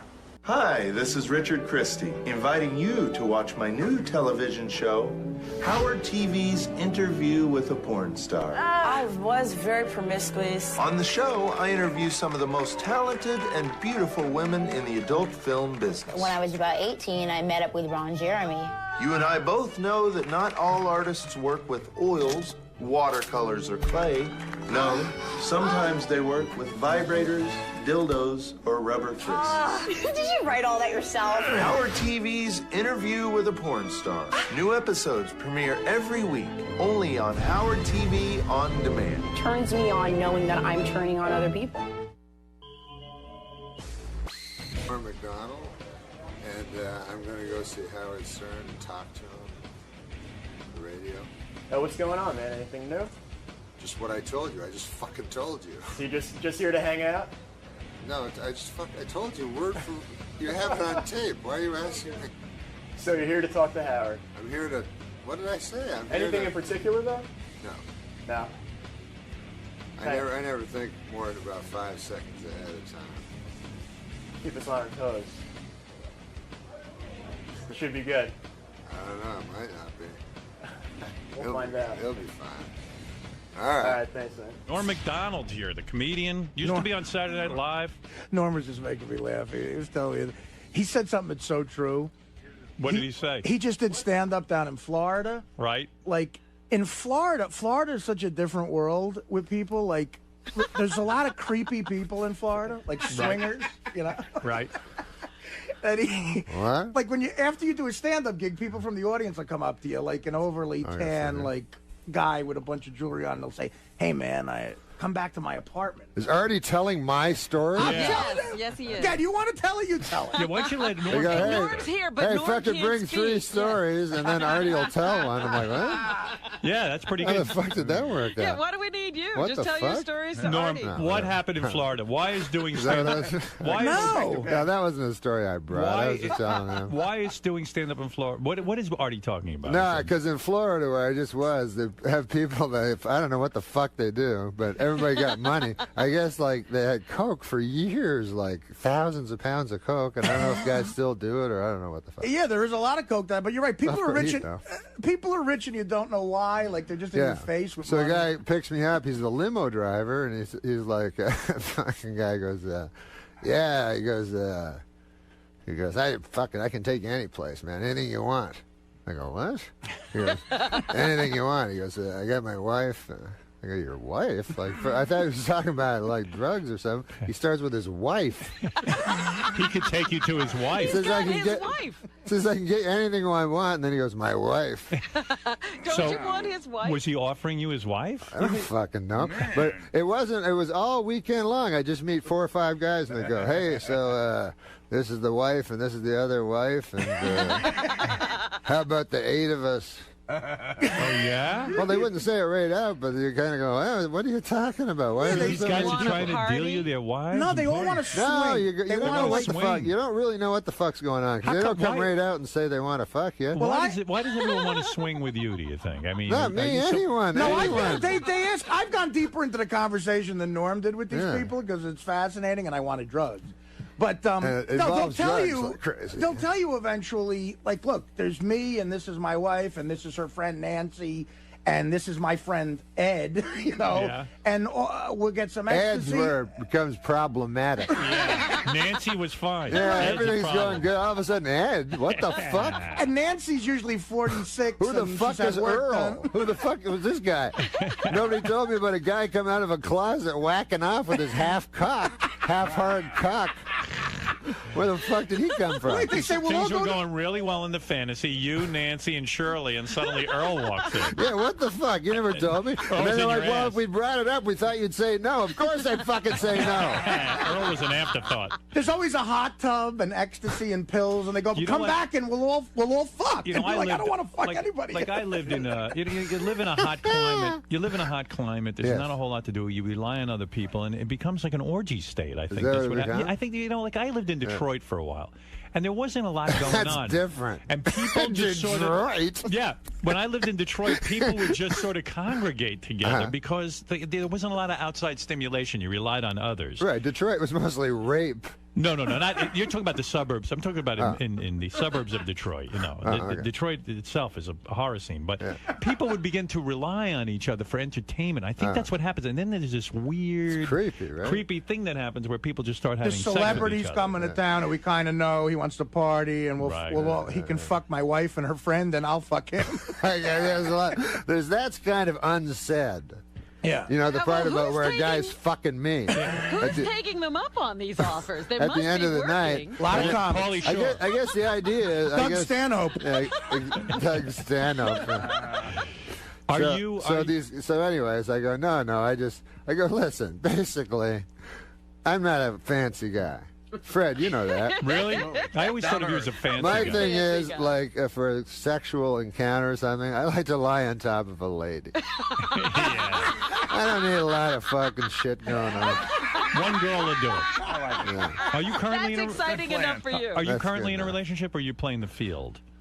Oh my God. What the fuck? What are you, Are retarded? you, no, are you really having a relationship? Come on, be honest. Come on, man. Seriously, what the fuck? Listen, I Are want you to in a talk about this Are you fucking. trying to I want insult to talk him? about. First of all, it was funny because the guy was in here. When guys get interviewed and they're not really famous for anything except giving a guy steroids or something like that. Right. Because one time at Saturday Night Live, there was this guy telling Artie, there was this guy, Football Williams, and this guy's the guy that threw the brick at Original Denny's head during the riots. Remember Football Williams is the guy who, during the riots, would throw. I remember Reginald Denny was a white guy. Yeah. He had he the threw misfortune. a brick at his head. Pulled him out of the truck. Yeah, that guy's name was Football Williams. Yeah, his name was Football Williams. And he was on Saturday Night Live? No, he was on Donahue, which used to be right beside Saturday Night Live. But Okay. Schneider told me this story, Rob Schneider. Right. He went in, and Football Williams was there in a suit. You know, he was on Donahue. Wearing a suit. Yeah, wearing a suit. And he kind of recognized him, and he was like, fuck, it's that guy that fucking threw the brick at the guy's head. You know, he's all mad. Yeah. And then Football Williams goes, hey, man, you the copy guy. You funny. He says, you do my name, man. Football Rooney, or whatever the fuck. Right? So then he said, Stan Schneider said he really liked him. Yeah, you know, that's a funny thing. Like Artie said, he didn't like the guy who shot the steroids into Clemens, but then he met him and he liked him. Yeah. It was a very different kind of thing, you know. And so. you could tell he liked the show. You know what I mean? Like, that's how they get to you. Yeah. But listen, man, I'm always on the lookout for you guys out there in the fucking real world. You live in your little fucking bubble. Our little bubble here. There was an article about Artie. Oh, in Rolling Stone. That thing. Oh, you know about this shit? Yeah. You read the Rolling Stone article and you This thought is you'd the tell us? fucking weirdest fucking thing I've ever read in my life. Do you think it's a negative article or do you think it's a positive article? That's the best article he's ever read about. That age-old debate about this fucking article. Well, let me ask you something. This is the only art. Listen, if you read an article about an entertainer, I think this is history. This would not. I have never read an article about an entertainer where the entertainer is described as a liar. You don't see that like if they're doing a piece on fucking Elizabeth Taylor. Right. Not only is Elizabeth Taylor lie to people. What? You go, what? But let me ask you I thought I was reading about a fucking comic. What? Norm, let me ask you a question. There's a school of thought, which I share, Yeah. that, you know, Artie's book is about his And then she goes like, there's other shit where she goes like, he's a fucking guy that's like, kind of like these two dead guys. Andrew Dice Clay, obese, tragic clown. Like, that's a phrase. There's no phrase with obese in it. I've heard tragic clown. She tries to throw that in as if that's the phrase. Well, I know Artie. Obese, tragic clown. And then I'm like David Sedaris, which is great. No, all of a sudden she goes, I guess I'll make him a fruit. What the fuck is that? First, So you didn't like the article? he knows because he knows. Understand it. What? I didn't like the article. You didn't like the article? It's the fucking worst article I've ever read. This ain't no puff piece. Listen, let me tell you about. You know show business. Yeah. You got your puff pieces. Yes. And then if it's not a puff piece, what is it? Inevitably, It's a shitty hatchet piece. job. Yeah, hatchet job, right. Fucking hatchet job. But let me ask you something. This is horror. You're working up Artie into a sweat, but can I give you the opposite point of view? He's just funny. I think he's funny. Norm. Not even funny. I didn't think it's shit article. Artie is in Rolling Stone, which is exciting. Yeah, because they come and they go, hey, man, we like you. Hey, I know these motherfuckers. Hey, we like you. I mean, obviously not going to go, hey, man, we're going to fucking call you an obese clown. Here, can we take your picture? Do you ever, By the way, did this ever happen to you? Artie, why do you have a fucking sign saying no photography fucking equipment allowed in my apartment? The picture was not good, in your opinion? Yeah. No, the picture, I don't find. Norm, has this ever happened to you? Were you ever the victim of a hatchet job? No, I did. You seem bitter. You know, because people come with, obviously, she came fucking wanting to fucking fuck Artie over. Do you think so? You think? Of Can I ask you course. something? That's what Norm? they do when they do this thing. But Norm, I'm trying to ask you a question. But I had a guy that came to me one time, and he actually liked me. Yeah. I changed his mind. You mean he came in to do a positive piece? Yeah, I was at Saturday Night Live, right? So the guy fucking comes and he thinks I know about politics, but I don't know about anything. Right. Just because you did the news. Yeah, doesn't just because mean- I did the right. news. So he actually, he's a famous guy. He wrote this book called Oh, the guy you had, Howard, David Wild. David Eggers. No, David Wild was a good guy. Yeah, I had David Wild. David Eggers. He wrote a book called My Staggering Book of Genius or some fucking thing. Oh, yeah. I read that book. It's a good book. Yeah, I don't know. I won't read a book where I don't understand the title. This will be a good. You know, like those movies. Yeah. Too fat to fish. Yeah, I'm too fat to fish. That's my title. I know it is. I like it. He's a good book. Norm, what are you saying? You had a hatchet job done on you. What are you saying? No, I'm saying he came. No, it was very funny because he came liking me, right? Right. So he goes, "Hey, man, politics, right?" I go, "I don't know anything, you know." Jim Downey knows a lot of stuff. He does those, and I just like read the headline and then try to figure out a joke. All right. And so he goes, "Oh, he's kind of like, huh?" Because I guess he liked political stuff or some fucking thing. So I was doing stand-up. So I go do my stand-up, right? And I'm all sick that day. You know, I didn't think I could do the stand-up because I had diarrhea and everything. Oh. Why do you point to your throat when you say you have diarrhea? I'm just curious. But anyway, go ahead. Diarrhea of the mouth. It was all the way up there. Artie says diarrhea of the mouth. So Norm, so the guy liked you. More like diarrhea of the mouth with this guy. So the guy liked you. He thought you were political. Yeah. So then I wasn't political. So then he goes and fucking does this gig with me where he thought he was gonna see Mort Saul or something like that. So, meanwhile, it's a guy with diarrhea backstage going, fuck, I hope I don't have diarrhea on stage. So, that doesn't help the story at all. Right. I like it. You like it? Yeah. So, I go on stage. And so, anyways, when I go on stage, I just talk at the start, you know. And so I just talk about having diarrhea and everything for a little while. And being weirded out that I was on stage with feeling like I had diarrhea. So I just did some fucking jokes or something, you know, talked for a while. Yeah. And then at the end, I never know what to do at the end, so I just talk to people, whoever the fuck they want to talk about. Sure. So guys were like, and yelling out shit and stuff. And so then in this article, then the article comes out, and all of a sudden, I'm a fucking guy that does a fucking hour act about diarrhea. Oh, he turned it around on you. He doesn't that talk was about what politics. it was, I think, in his head. He goes, like this, the first line is, the first thing you have to know about Norm Macdonald, he's not a political comic, you know, unless you consider diarrhea or something like that. So you were the victim of a hatchet job. No, it wasn't a hatchet job. It was just what he thought, I guess. This is a fucking hatchet job. So in Artie's article, let me give you the opposing point of view that I might share.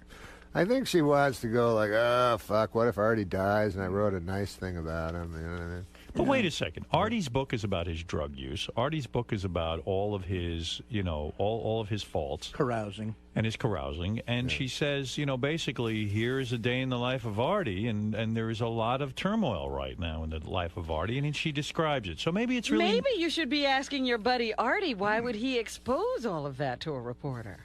But Norm makes a good point, because too. That song, Cover of the Rolling Stone, Rolling Stone. But Norm I makes a was good into point. that. I mean, she even says in the article that Artie's trying super hard to impress her, and but I wasn't. But everybody is. It's an article. I don't know. It's an article. I mean, I was on some level, but I wasn't trying super hard to do anything. Nice. Like one time, they did a Rolling Stone fucking thing about me, and I was like, "Hey, man!" Like he was like, "Hey, tell me about yourself." I go, "I don't want to compliment myself, but when I read these fucking articles, everybody's saying the guy's a fucking genius and all this shit." I go, "Why don't you go just ask people? They'll fucking tell you something." Because I read these articles, I go, "Do people really think about people this much?" They'll go like Howard Stern. Fucking a guy has fucking 8 things to say, I go, I never thought. All right, well, the title of your article was "The End of Civilization. Norm Macdonald used to be urbane wit of SNL's Weekend Update. Boy, is that over." Are you Googling? Or yeah, something? wow. No, I mean, you use www. Yeah, I used www, and I found out what was going on. But he's right. Norm is right. When you read stuff about somebody else, I don't know, like David Cross or something, or some of these other guys. Everybody else is a genius. Yeah, they got 1 million people in their life that they find who call them great, and I'm it's like well, a maybe guy's they'll call somebody in the. It's like a guy's worked on a quote for a fucking month or something. It's like Churchill. He goes, "Well, the thing about Dana Gould is the big fucking thing." I go, "Wow, that guy thought about that a long time." So it's very important. Come up with that big fucking thing. I don't think about anybody. Do you have a publicist to make sure now that these kinds of things don't Like if happen? somebody asked me about Artie or you, I go, "You're fucking real funny." I wouldn't go like, "Well, I guess." Did you call the guy after your article appeared? Did you say, No, I I'm didn't give not a pleased? shit. No, I didn't go. I mean, but it was nowhere near this. This is like this is DEFCON 5. This is bad. Hitler got better press. I think a lot of these writers too. don't like comedians. What about when they make from a the joke? beginning? You know? I love when they make a joke. and it's the fucking most shit joke of all time. What is it? I don't know. Every a lot of fucking them- time they'll make a joke. Like in the review, they'll make a joke. You know, Right. they'll go like, "Dirty work was Was dirty. didn't work so dirty when whatever." Some fucking But these are guys who can never get a job writing on any show that Norm or I was ever on. You know what I mean? It's Right. like, and I think they're bitter about that, but clearly. I just felt bad for Artie. Then when they call people up about me, it's never that, it's guys that I know have said to my face, "Hey, you're funny," but it's always like, "Yeah, we're just afraid Artie's going to die." Yeah. Well, listen. I don't know. It's just one fucking. Now, I understand you are going with Artie. It's just a slimy job because the girl has to go to Artie and pretend she likes him. It's going to be a good article. Yeah, she's faking it too. Fucking shit job where you have to lie to somebody, tell them it's something going to be good, and then disappoint them. On any level, do you think she wrote a nice article? That's what you think? I didn't. On know any that level, part. do you think she was? Did she give you the impression, Artie, that she liked you and she was going to do a good job? Yeah, she said, "Listen, I think you're." She said to me, "She said after I did stand up, I was driving her home, and she said, I think you're unbelievably talented. That was impressive to see." She said to me, "It was unbelievably impressive to see you got a standing ovation going up, you got a standing ovation leaving, and there were people mobbed backstage trying to get you to sign their book, thanking you and hugging you." I said, "Well, great." I said, "That's going to look great in Rolling Stone." Unfortunately, that didn't Just make that the didn't make article. it in. And everything she said was true. That happened. I didn't tell her anything, but it's like. Norm, how are things otherwise besides Artie's article? Are you You over doing that? okay? I worry about you because I Worry believe about me. because you have problems too, like Artie. Artie has his addictions, but you are addicted to gambling, aren't you? Nah, I'm not. No, come on, get away from the microphone with your hand. I can't hear you. No, you gamble a lot. You go to these. Someone told me something amazing about you, that the movie Rounders, which is about underground gambling, was based on your life. Oh, no. Is that true?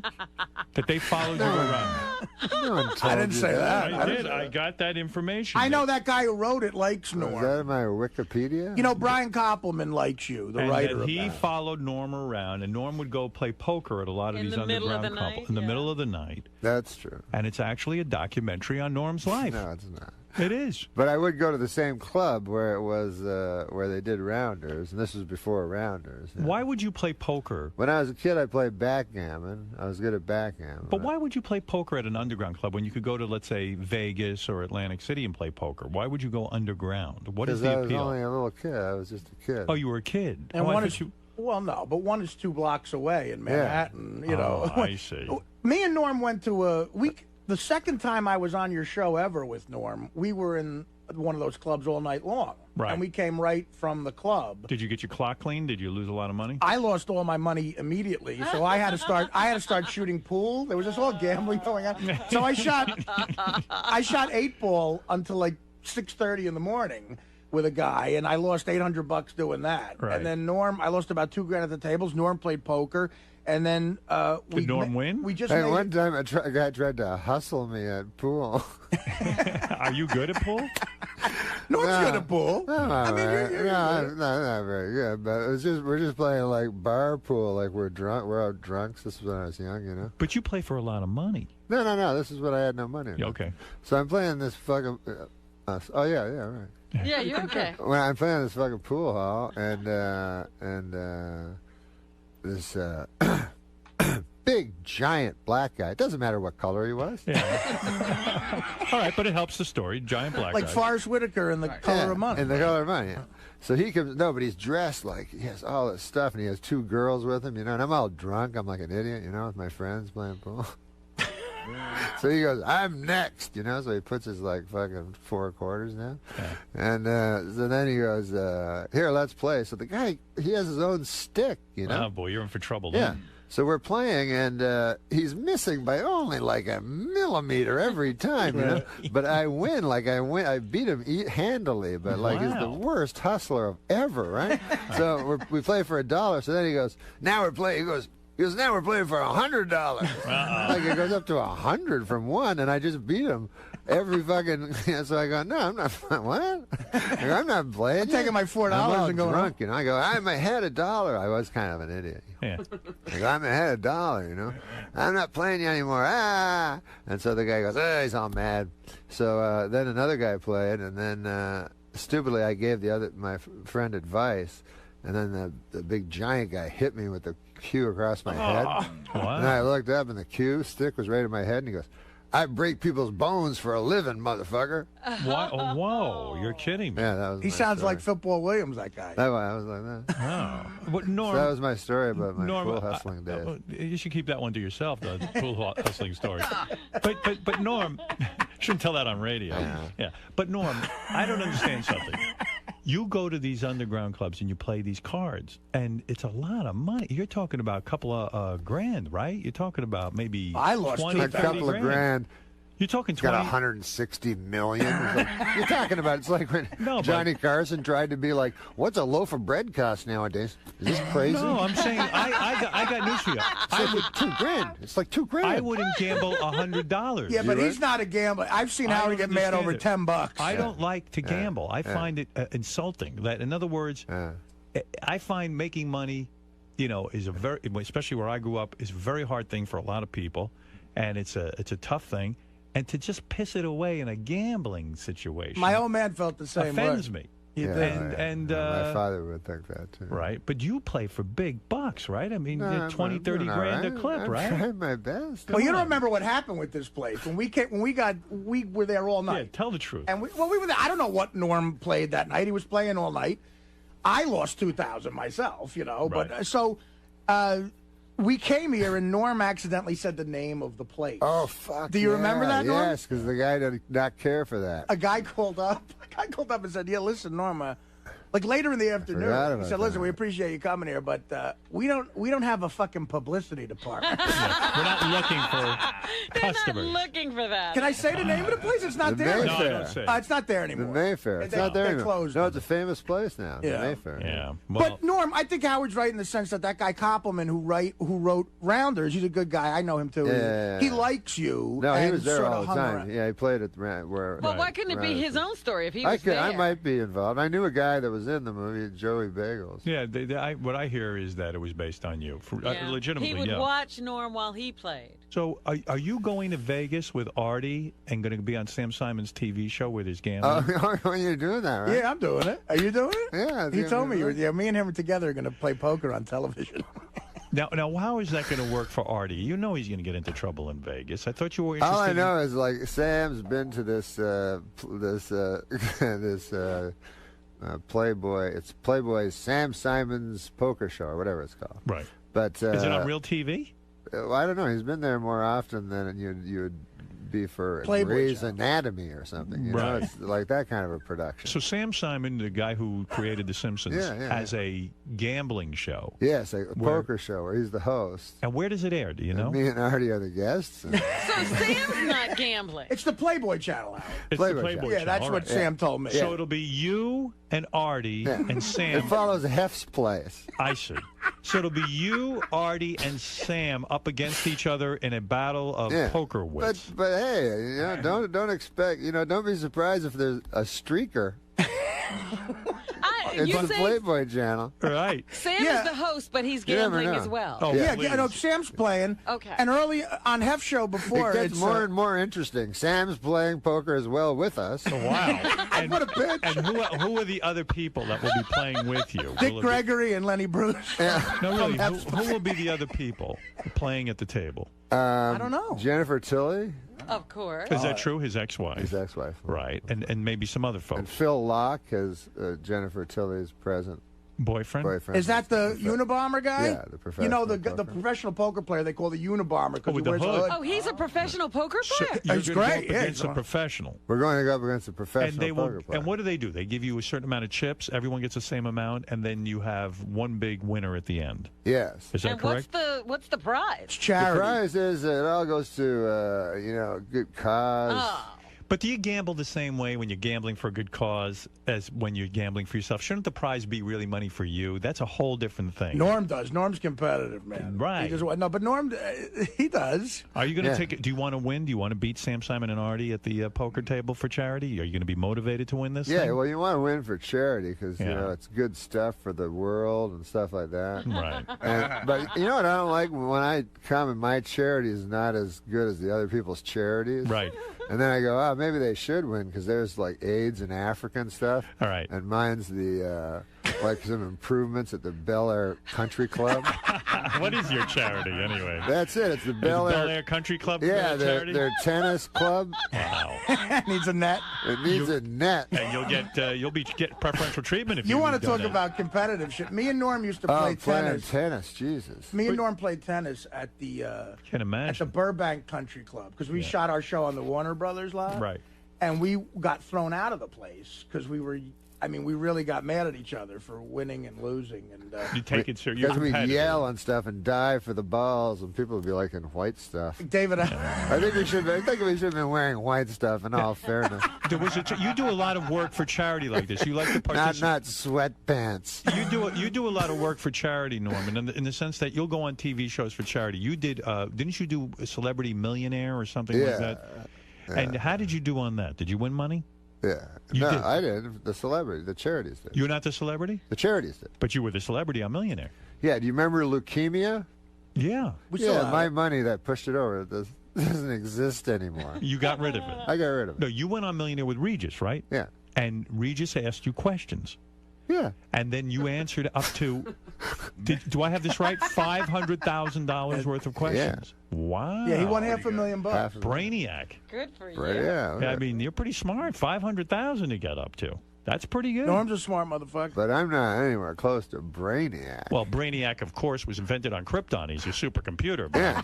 I don't say literally. Oh, I was saying, you're comparing me. That's high praise. Because Well. Brainiac, you could tell even from his head how smart he was. And he had tubes coming out of his head. I know, man. Norm picked Paul Newman's charity because Norm wanted to meet Paul Newman. Yeah. Is that true? Yeah. So you gave to his salad dressing Yeah. empire kind And of thing? also, it is a great The hole in cause. the wall. The hole in the kids wall or gag. How long ago was this? A couple of years ago? Yeah. So Paul Newman was 26 years ago. So did Paul Newman call you personally and say to you, "Hey"? No, he wrote a letter. Did he? Yeah. Look at you, $500,000 Yeah. contribution. Yeah, and I could have gone to meet him, but then I was too afraid.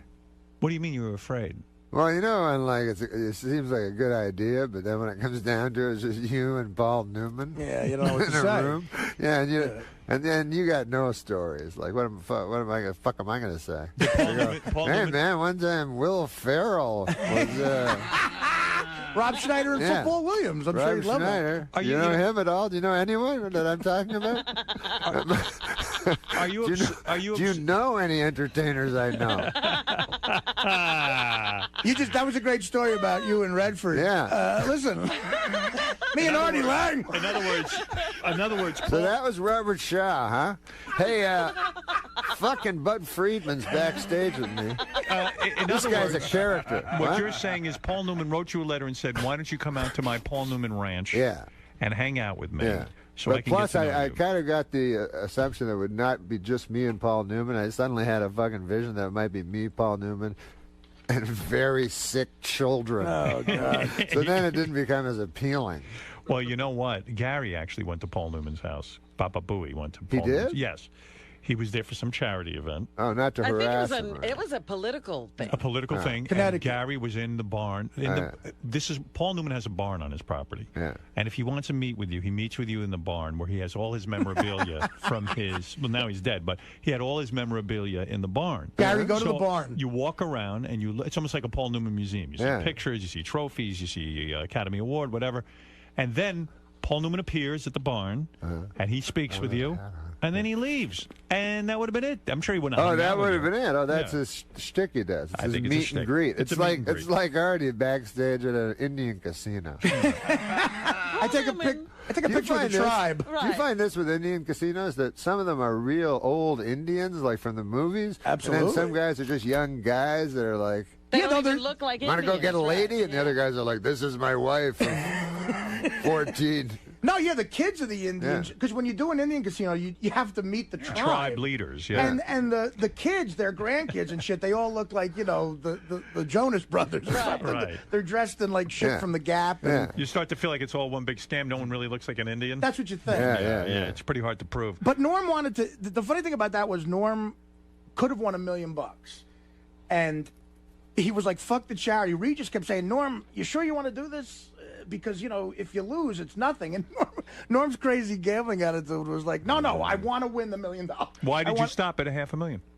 He talked me out of it. Regis talks him out of it. Yeah, well, $500,000. You would have gone for it. Yeah. And he knew the If it question. had been me, I would have done it. Didn't you know the question? Yeah, I knew the answer. You Whatever. did? What was the $1 whatever. million question? Do you know? So, I know. His lifeline was Sam Simon, and Sam said, and he hadn't used Sam yet. Like Norm got to $500,000 He didn't without. even use all of his lifeline. I know. What was the $1 million question that they would have asked you had you played on? It's not entertaining. I want to know. Yeah, it is. For me, it is. What was See if anybody knows what it is. Okay, ask us the question. It's what a golf course, a bomb shelter is built under for the government. Bunker. What? Yeah, bunker. Yeah. What? What is that your answer? Is that the way Regis read the question? No. Again, say the question again. Underneath a certain golf course, there's a bunker that, in case of a nuclear war, all the congressmen and senators. I'd say probably at Camp David's private golf course, but let's see what golf why course. would you have it there? They hang What it there. the name is what golf course? Yeah, but this would only be an interesting question. Fred, do you know that? This would only be an interesting question on the golf network. No, but it's because it's an interesting question because for $1 million. How did you know the answer to this? How would you know where a bunker is built under a golf course?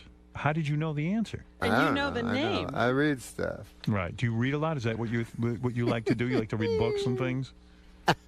All right. Do you like to read books? They give you 4 to choose from, right? 4 different golf courses. And you have to pick the one. But you knew the answer right off. You didn't even need... I was pretty sure of it. Yeah. What were the 4? Do you remember the 4? But then, I remember the 4. Go ahead. Give us the 4. You want me to remember all 4? Pinehurst, Greenbrier.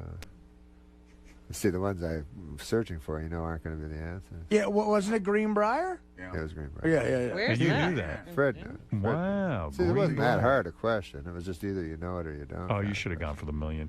What a schmuck you were. Well, he wanted to. He kept saying like, no, I want to go. No, this was the problem. When I was talking to Regis, I didn't know. I thought he knew the answers to the questions, So during the thing, I would know answers, and then I'd see something in his eye. He'd be like, "You sure you want to do this? We got the lifeline." So I go, "Okay, well, let me use the lifelines." Like I thought he was saying, like, don't do that.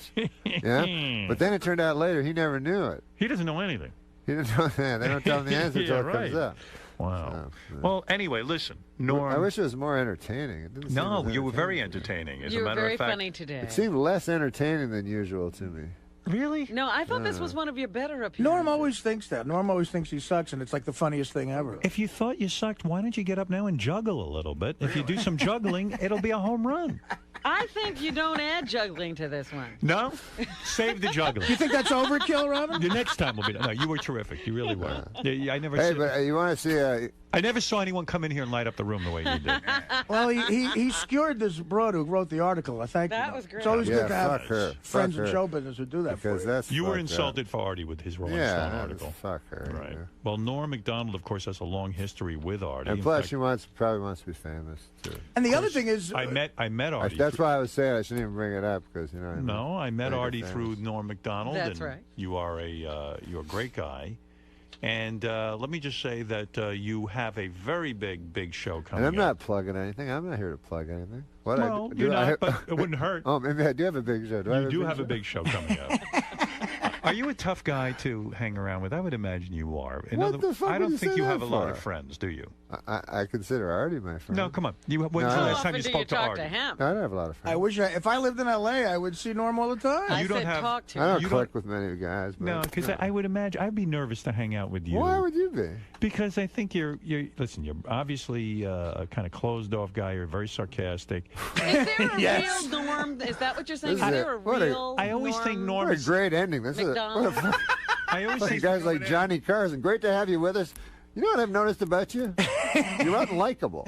No, I didn't say that. You're Richard Nixon. Yeah, I'm Richard Nixon. No, I didn't say that. Can I You- say a thing I heard on Nixon this morning? Sure. On YouTube?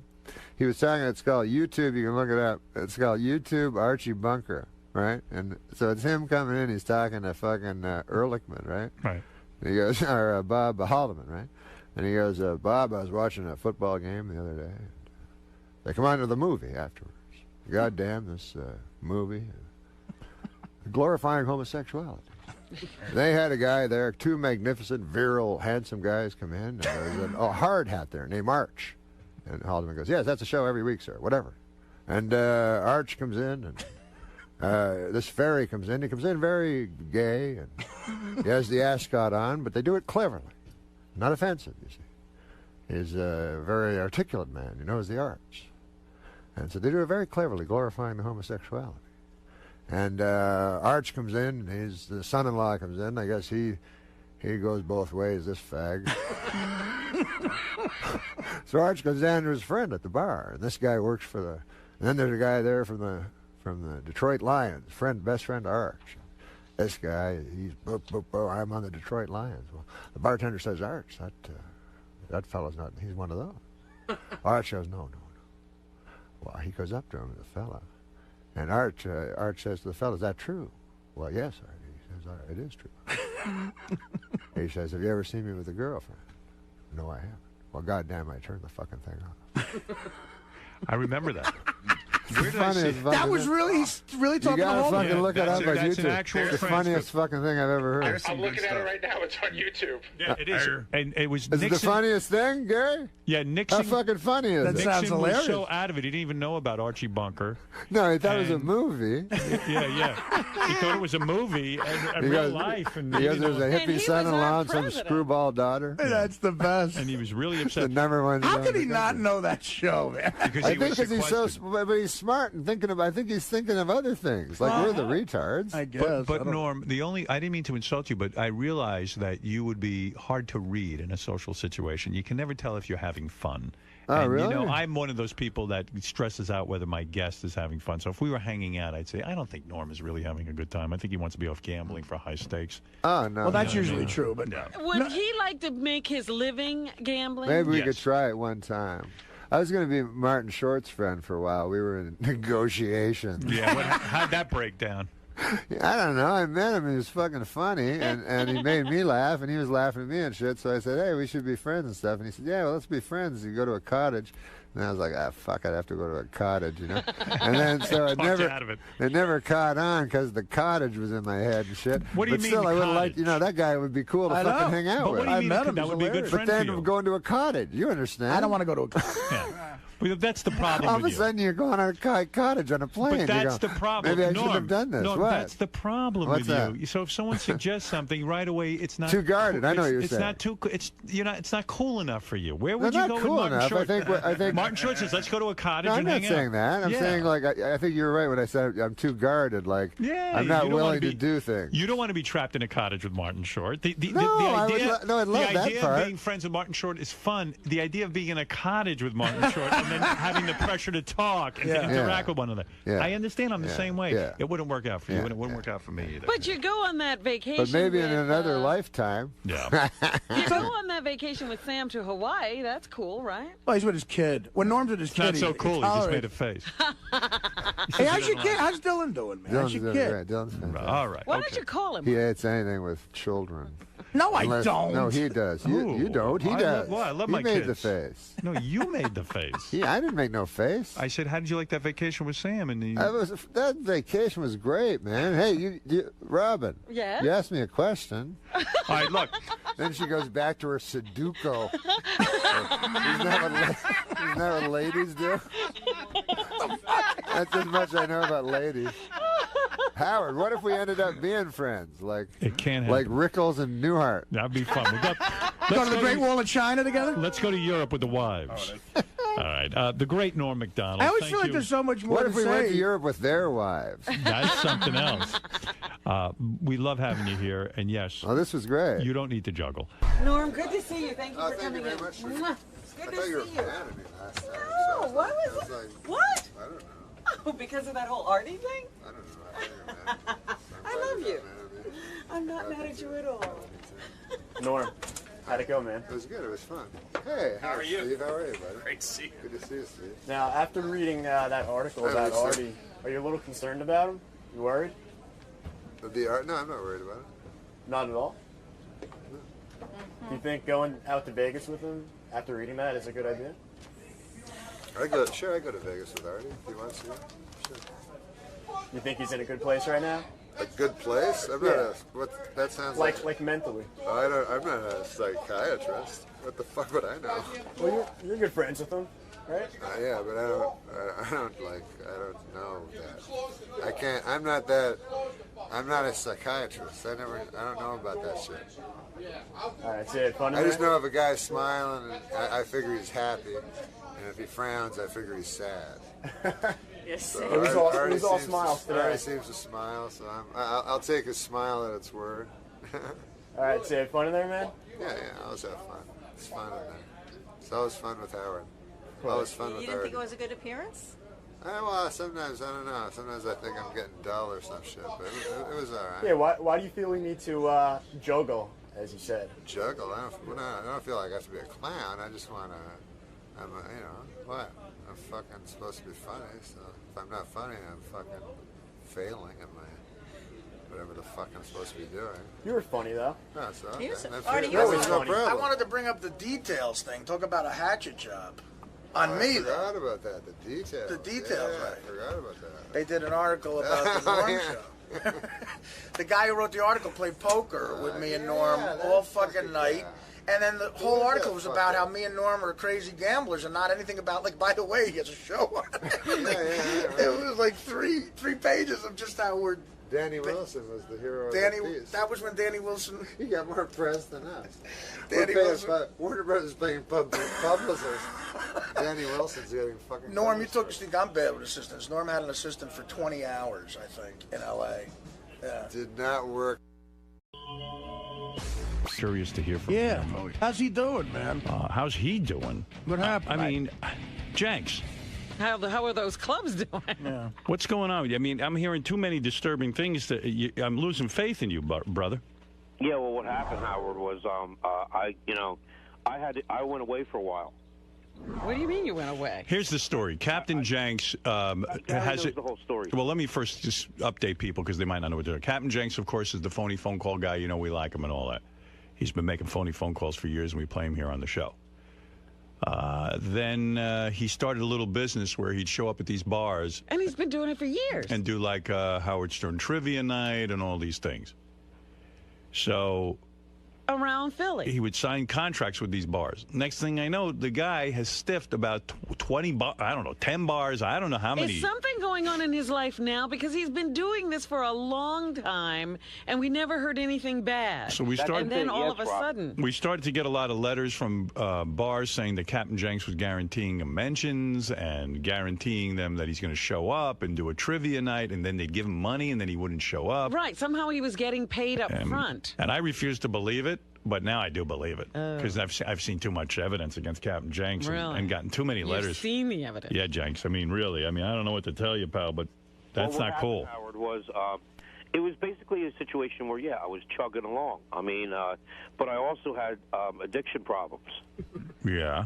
And as a result of that, basically what happened, it came down to, first of all... What are you addicted to? You have no money. Yeah, I was like, what is this? Well, you have to understand something, Howard. There's no...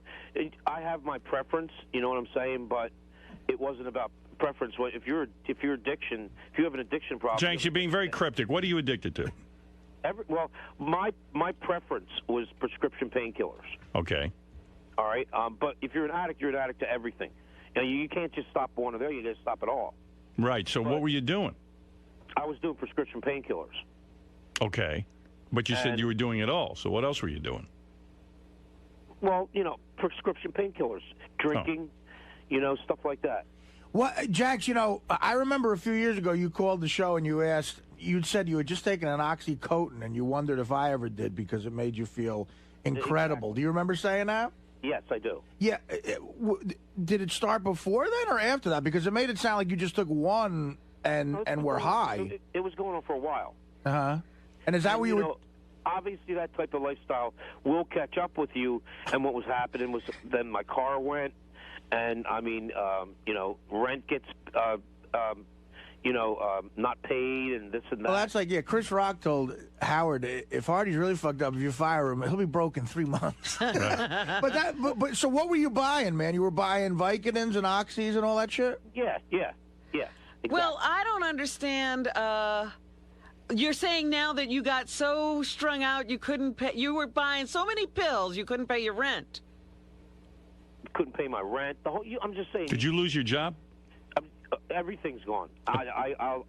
Today's the last place that I'm in my house. I'm as of today. You mean you can't? Wait a second. You can't be on OxyContin and work at a gas station? Well, you can't be an addict and continue. It has to stop. Here's what happened, Howard. All that shit, that's all heroin. It's just in pill form. It's opiate. Exactly. So you get addicted to it like you get addicted to heroin. That's how I started. But you think you'd be able to keep a garage job. But what happens is, in other words, you need 10 to get high. Then you need 20. Then without 20, you're not even high. You're sick. Right. You're in withdrawal. So then you need 25 just to feel normal. Right. And then you want to be high again because you're an addict. So then there's no stopping it. So you'll start stealing from everywhere. Right. And Artie understands perfectly. So first you got to go through withdrawals, and then you got to go to detox. Did you get Subutex, or is that too expensive for you? That's probably too expensive for you. Well, see, that's the thing. So wait a second. I don't mean to keep interrupting, but let me stay on topic here. So how did you get into this whole thing with Stiff and all these bars? Like, why didn't you just show up and do the bar appearance and get more money? Well, the first thing that goes is my car. Yeah. And so you can't get to her. So what I tried to do was rent a car every week, so that I could at least get to the appearances. And by doing that, that's opens up a whole nother can of worms. Whereas, you got to pay a lot of money to rent a car for a week. I could paint an exact picture of what he was doing. Probably he because what happens is when you feel all right, you make plans. Right. I'll be there. I'll be there. And then, I don't know, this is the genius part of this. I don't know how in the fuck he got these bars to pay him in advance. I mean, I do stand-up and, you have to wait. With the most legit people, and they don't want to send you something in advance. So I don't know. That's the genius part. But anyway, he somehow gets them to send him money.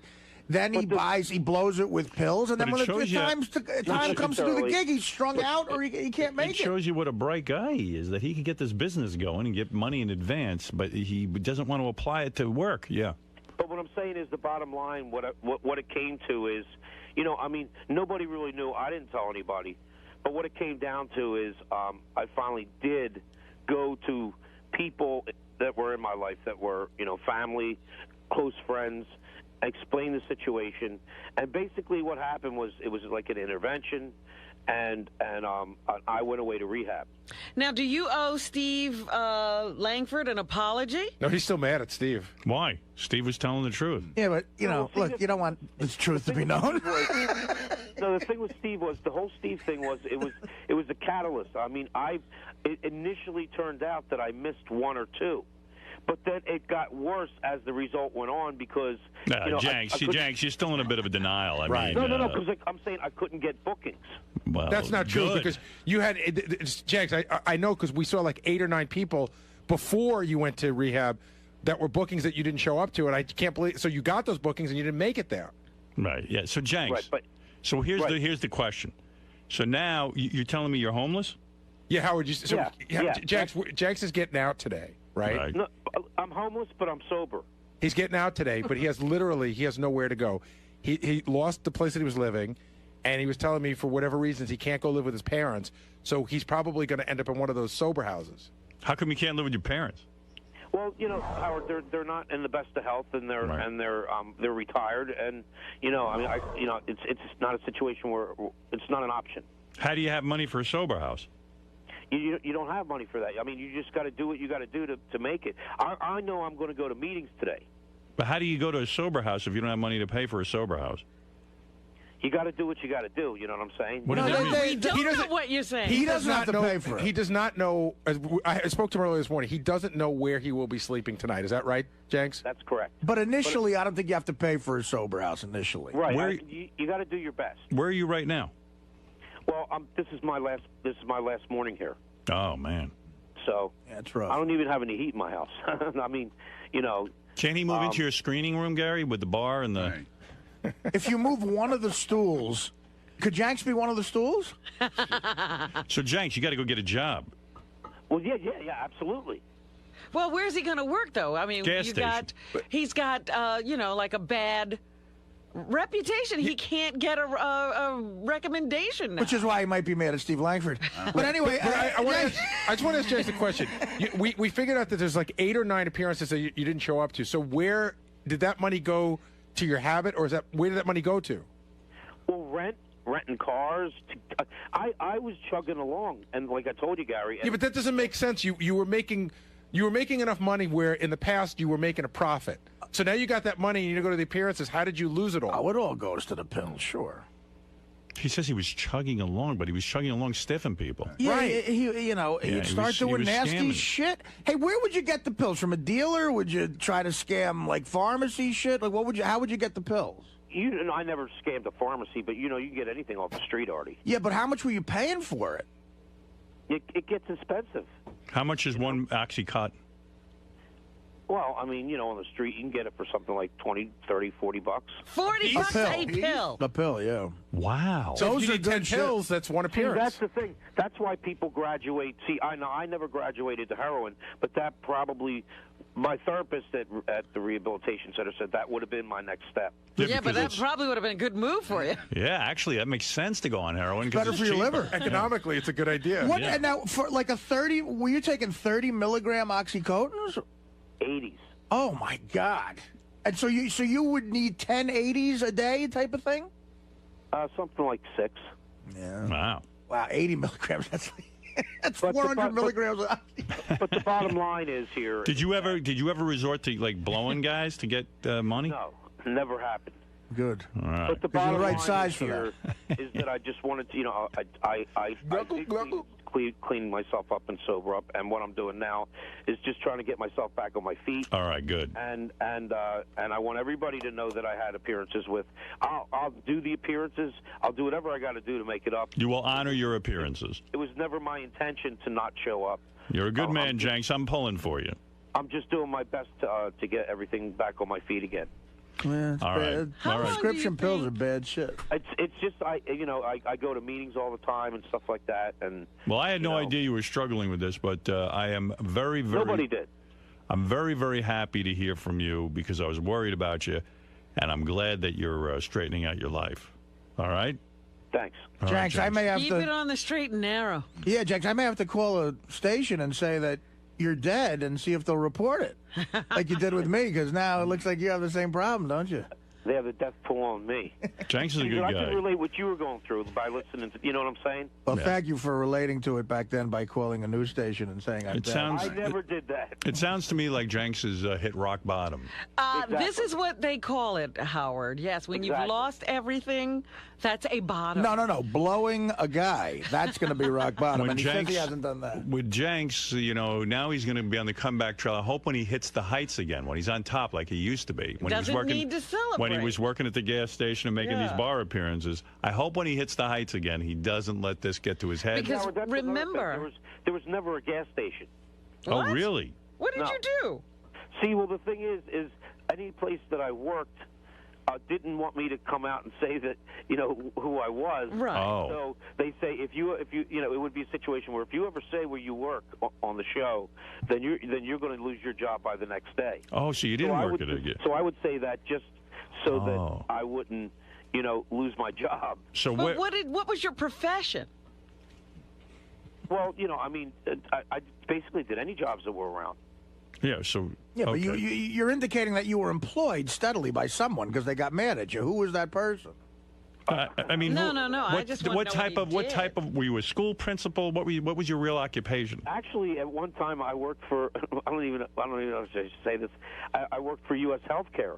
Oh. And I was basically told if you ever say I was called into the office of like the president of the company, and I didn't know why. And he said if you ever say where you work, then that's it. I'll tell you how brilliant this guy is. You see, here's a guy. He won't tell us what he does. He's still not This is what done. he worked for the CIA, obviously. One of the things that is that's the what I'm reason thinking. I got to tell you how brilliant this guy is. Here's a guy that used to, he'd get through to every major news organization and make these phony phone calls. He was the night Bob Hope died. Who was on CNN as his longtime writer? Oh, I love that call. Captain Jenks. That's one of his best. And it shows you he's a genius. I've said for years. Once in a while, you meet like flim-flam guys who scheme.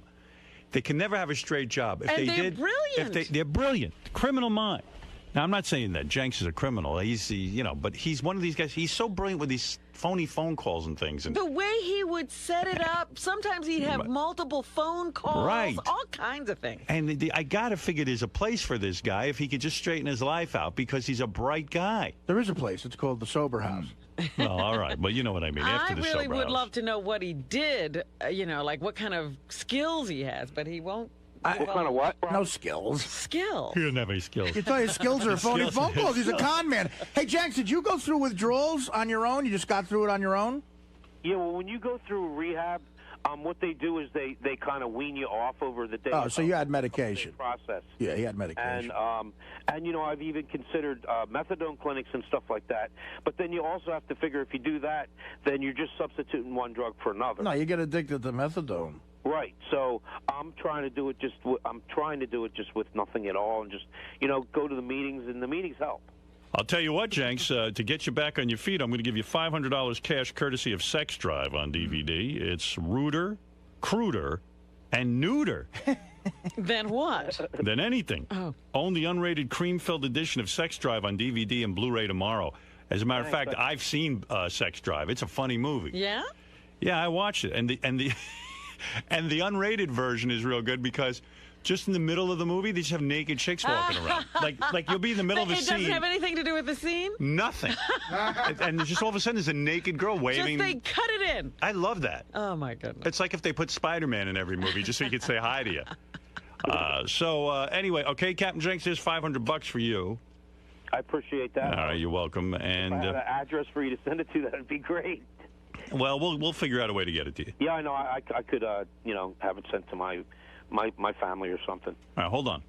He would appreciate a wire. So, Gary, are you surprised by Captain Jenks' revelation today that he's been on drugs? No, I knew there was something wrong. When I spoke to him like 3 or 4 weeks ago, maybe like a month ago, I told Howard he's all agitated and was just acting weird, and I thought there was something wrong with him then. I didn't know it was drugs, but I had a suspicion that it might be. Now, are there going to be any repercussions? Because, he's using the Howard Stern show's name by getting these gigs. Well, is Howard going to cut him off or anything? But we don't have him on in the sense that, like, he doesn't even get to come on the show and plug.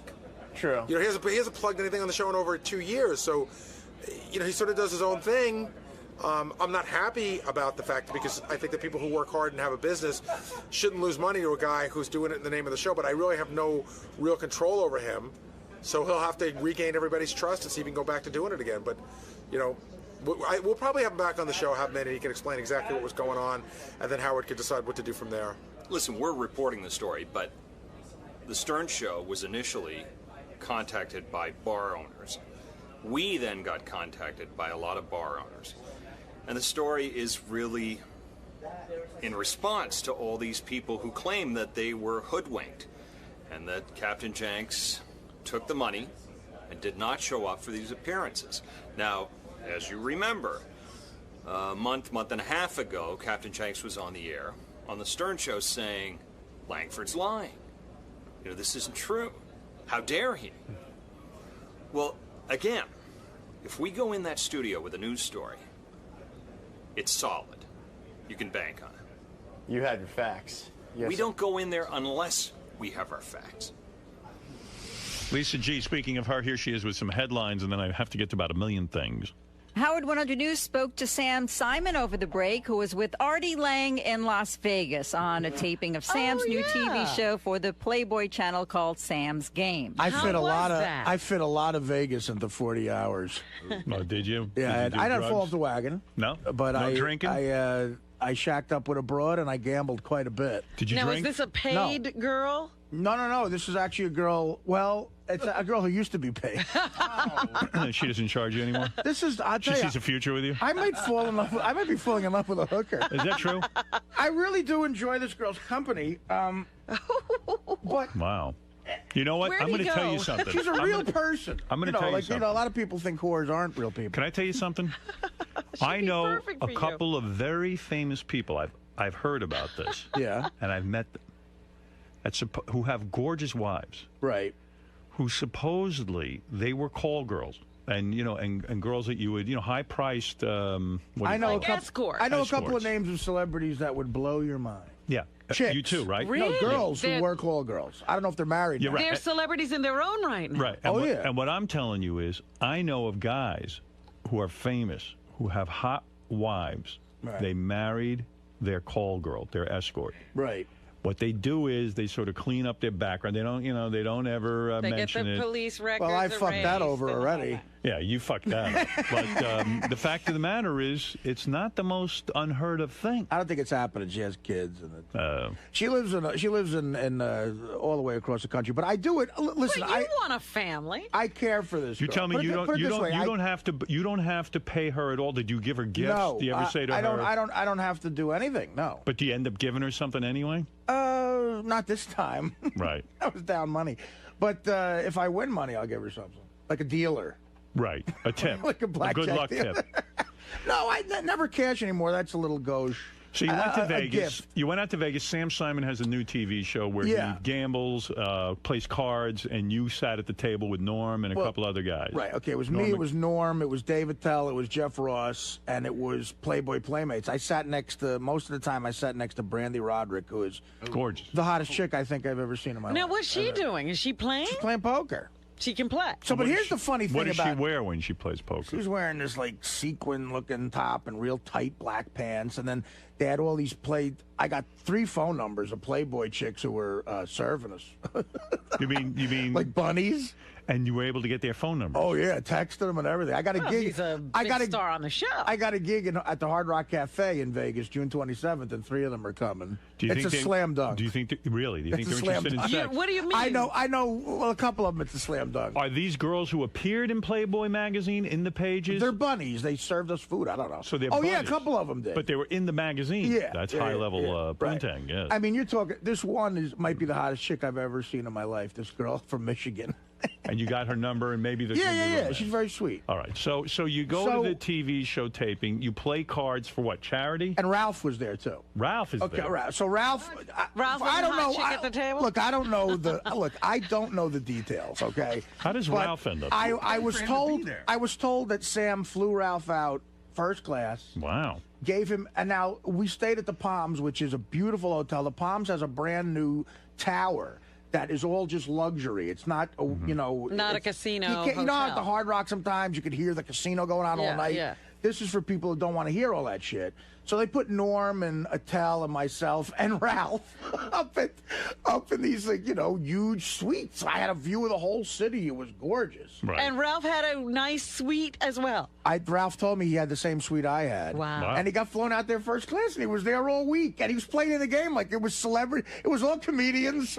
And Ralph. Playboy, centerfolds, and Ralph was there. I mean, Now, does Ralph sit at the table, and is he part of the taping of the TV show? So he is a celebrity. Yeah. Yeah, all right. And he's Now, billed as Ralph from the Howard Stern show? He's billed as Ralph Sorrell. That's what I saw on my thing. All right, okay.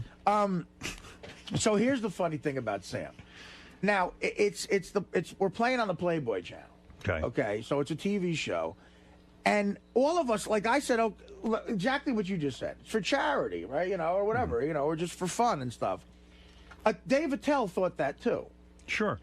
So at the end of one round of play, I wasn't here for this round. Attell lost $1,000 or whatever. Okay. So at the end, some guy comes up to Attell and says, "So you owe Sam $1,000." What? Wait a minute. Are you serious? You're doing Sam a favor. You're doing his TV show. Right, but if you lose money to him, he could lose money to you, and you could lose money to him. But Sam is billed as a professional poker player, as is Norm Macdonald. Right. So there would be an advantage there. And there's also professional, but Jennifer Tilly played too. And she's a pro. And her husband, Phil, this guy who's a pro. You mean to tell me Dave loses $1,000 and they say you owe Sam $1,000? It gets so much better. Okay. So the next day, now I'm playing with Attell, okay? Yeah. And Attell goes, "Did you know this isn't for charity? Like I owe Sam $1,000." And I went, you know what? knowing Sam, that doesn't surprise me, but I would have had been told that it's for charity. Yeah. Because they give you $500 to start. That's your money. Right. And you also get paid $1,600 for being on the show. Oh, okay. So Attell is working for nothing. But Sam knows. But Sam knows the kind of people he's with. So, but like we told Norm and you, if you want more than $500, Sam will loan it to you. Loan it to you. Right, and then, of course, What's if you the lose... interest rate on that? There's no interest rate, but if you lose more than what you borrowed, you owe him that money. Well, if he is a supposed expert player... He's a professional. If he's a professional poker player, why would I want to go on his TV show, help him out... lose money to him. And lose you're money a degenerate gambler? Yeah, I guess so. So this is what happened. So I said, how much you giving me? $500. I said, well, I need way more than that. Sure. I said, give me $5,000. So the guy immediately, like a loan shark, goes, absolutely. Sign Artie up for $5,000. He gives me $5,000 in chips. Now, the start of the TV show that has me and Attell and Norm at it, Sam opens the show by completely humiliating Attell and going, listen, on camera, Dave didn't know that he really owes me money, so Dave has to give me $1,000 and then we'll start. So now Attell on the TV show is taking out his wallet. Dave doesn't have $1,000. Well, Attell's got the money, but he says, thanks, Sam. Well, I didn't know we were going to do this on the air. So he takes the money out of his wallet. He gives the guy, Sam's producer / bitch, I don't know, gives the guy the money, and then Attell buys in for another $1,000. Me and Norm each buy in for $5,000. Oh, my God. So now here's the rub here that I get pissed off with. It's also a TV show. Sure. Okay, so now Sam, Norm, myself, and Attell are all at the table. Sam wants the show to be funny, okay? Right. So there's also 2 Playboy Playmates there. So now who do you think the funny falls on there? You. Right, of course. And Me and Norm, right. But Sam and Norm are such, crazy card players, they're concentrating on the game. They're not being funny. Okay, so now me and Attell are looking at each other. Every time I started making jokes, and I would throw in, when I didn't really have a good hand to be funny and stuff, and I was doing shit that I thought would be entertaining. Right. But at the end, you lose money, and it's like, okay, you're being funny. Sam wasn't being funny. Right. He was making money. Right, he was making money, I guess. And then me and Norm started doing some stuff. We were trying to be funny. Let me get to the bottom line for a So there's second. 2 different things going on here. There's a poker game for real money, or are we trying to entertain people? Because I can't concentrate on both things at the same time. Absolutely not. So, well, why are you feeling all this pressure? I started getting a little pissed off, and I started playing for real. Okay. I started really getting into it. So now at one point, I was up $11,000. But you know what this is like? This is like being asked to do a guest starring role on, let's say, ER. Right. And then being charged a hospital bill. I mean, I never heard of a show like this. But although I have to hand it to Sam, it is a reality show. You're really playing for real. It's like doing Letterman, and at the end of Letterman goes, listen, I'm a pro pool shooter. You want to shoot pool for me? Right. Yeah, I mean, all right, so anyway, you start to play for real. So now I'm in the game now. But me and Attell, we're casual poker players. Me and Attell are now in a game with a Playboy Playmate who's hot as hell, which is very distracting. Now, and 3 professional poker players. Is the Playmate putting up her own money? Brandy Roderick has that kind of buy-in? No, she just took the $500 from the game, and she would. You get $500. Is Sam really going to take her money too? I don't know if he did, but she didn't have any chips in front of her at the end of the night. But listen, if you only bet the $500, you don't lose anything. Right. I lost. We lost because I put an extra $5,000 in because I wanted to play like a real thing. So now I'm up $11,000. Wow. At the end of the first round. So if we stop there, that would have been it. But they take a dinner break and we do a second round. Okay. Now, they send me out into the fucking casino with, I'm like, fuck it. I started really gambling. I'm playing craps. And then, so I go up to my room and I call this broad. And the producer of the show says, look, you got to come back down and do the second round because, it's a TV show. Right. So I'm like, all right. So I go back down, and I win the first couple of hands, and then me and Norm get involved with this hand. Now, Norm is a really good poker player, all right? And I've played poker with him for years, but I kind of know, I'm not going to say he has a tell, but I kind of know when he's got a hand, I think. 'Cause Norm is great at making an I don't give a shit face about everything. Right. So, it comes down between me and Norm,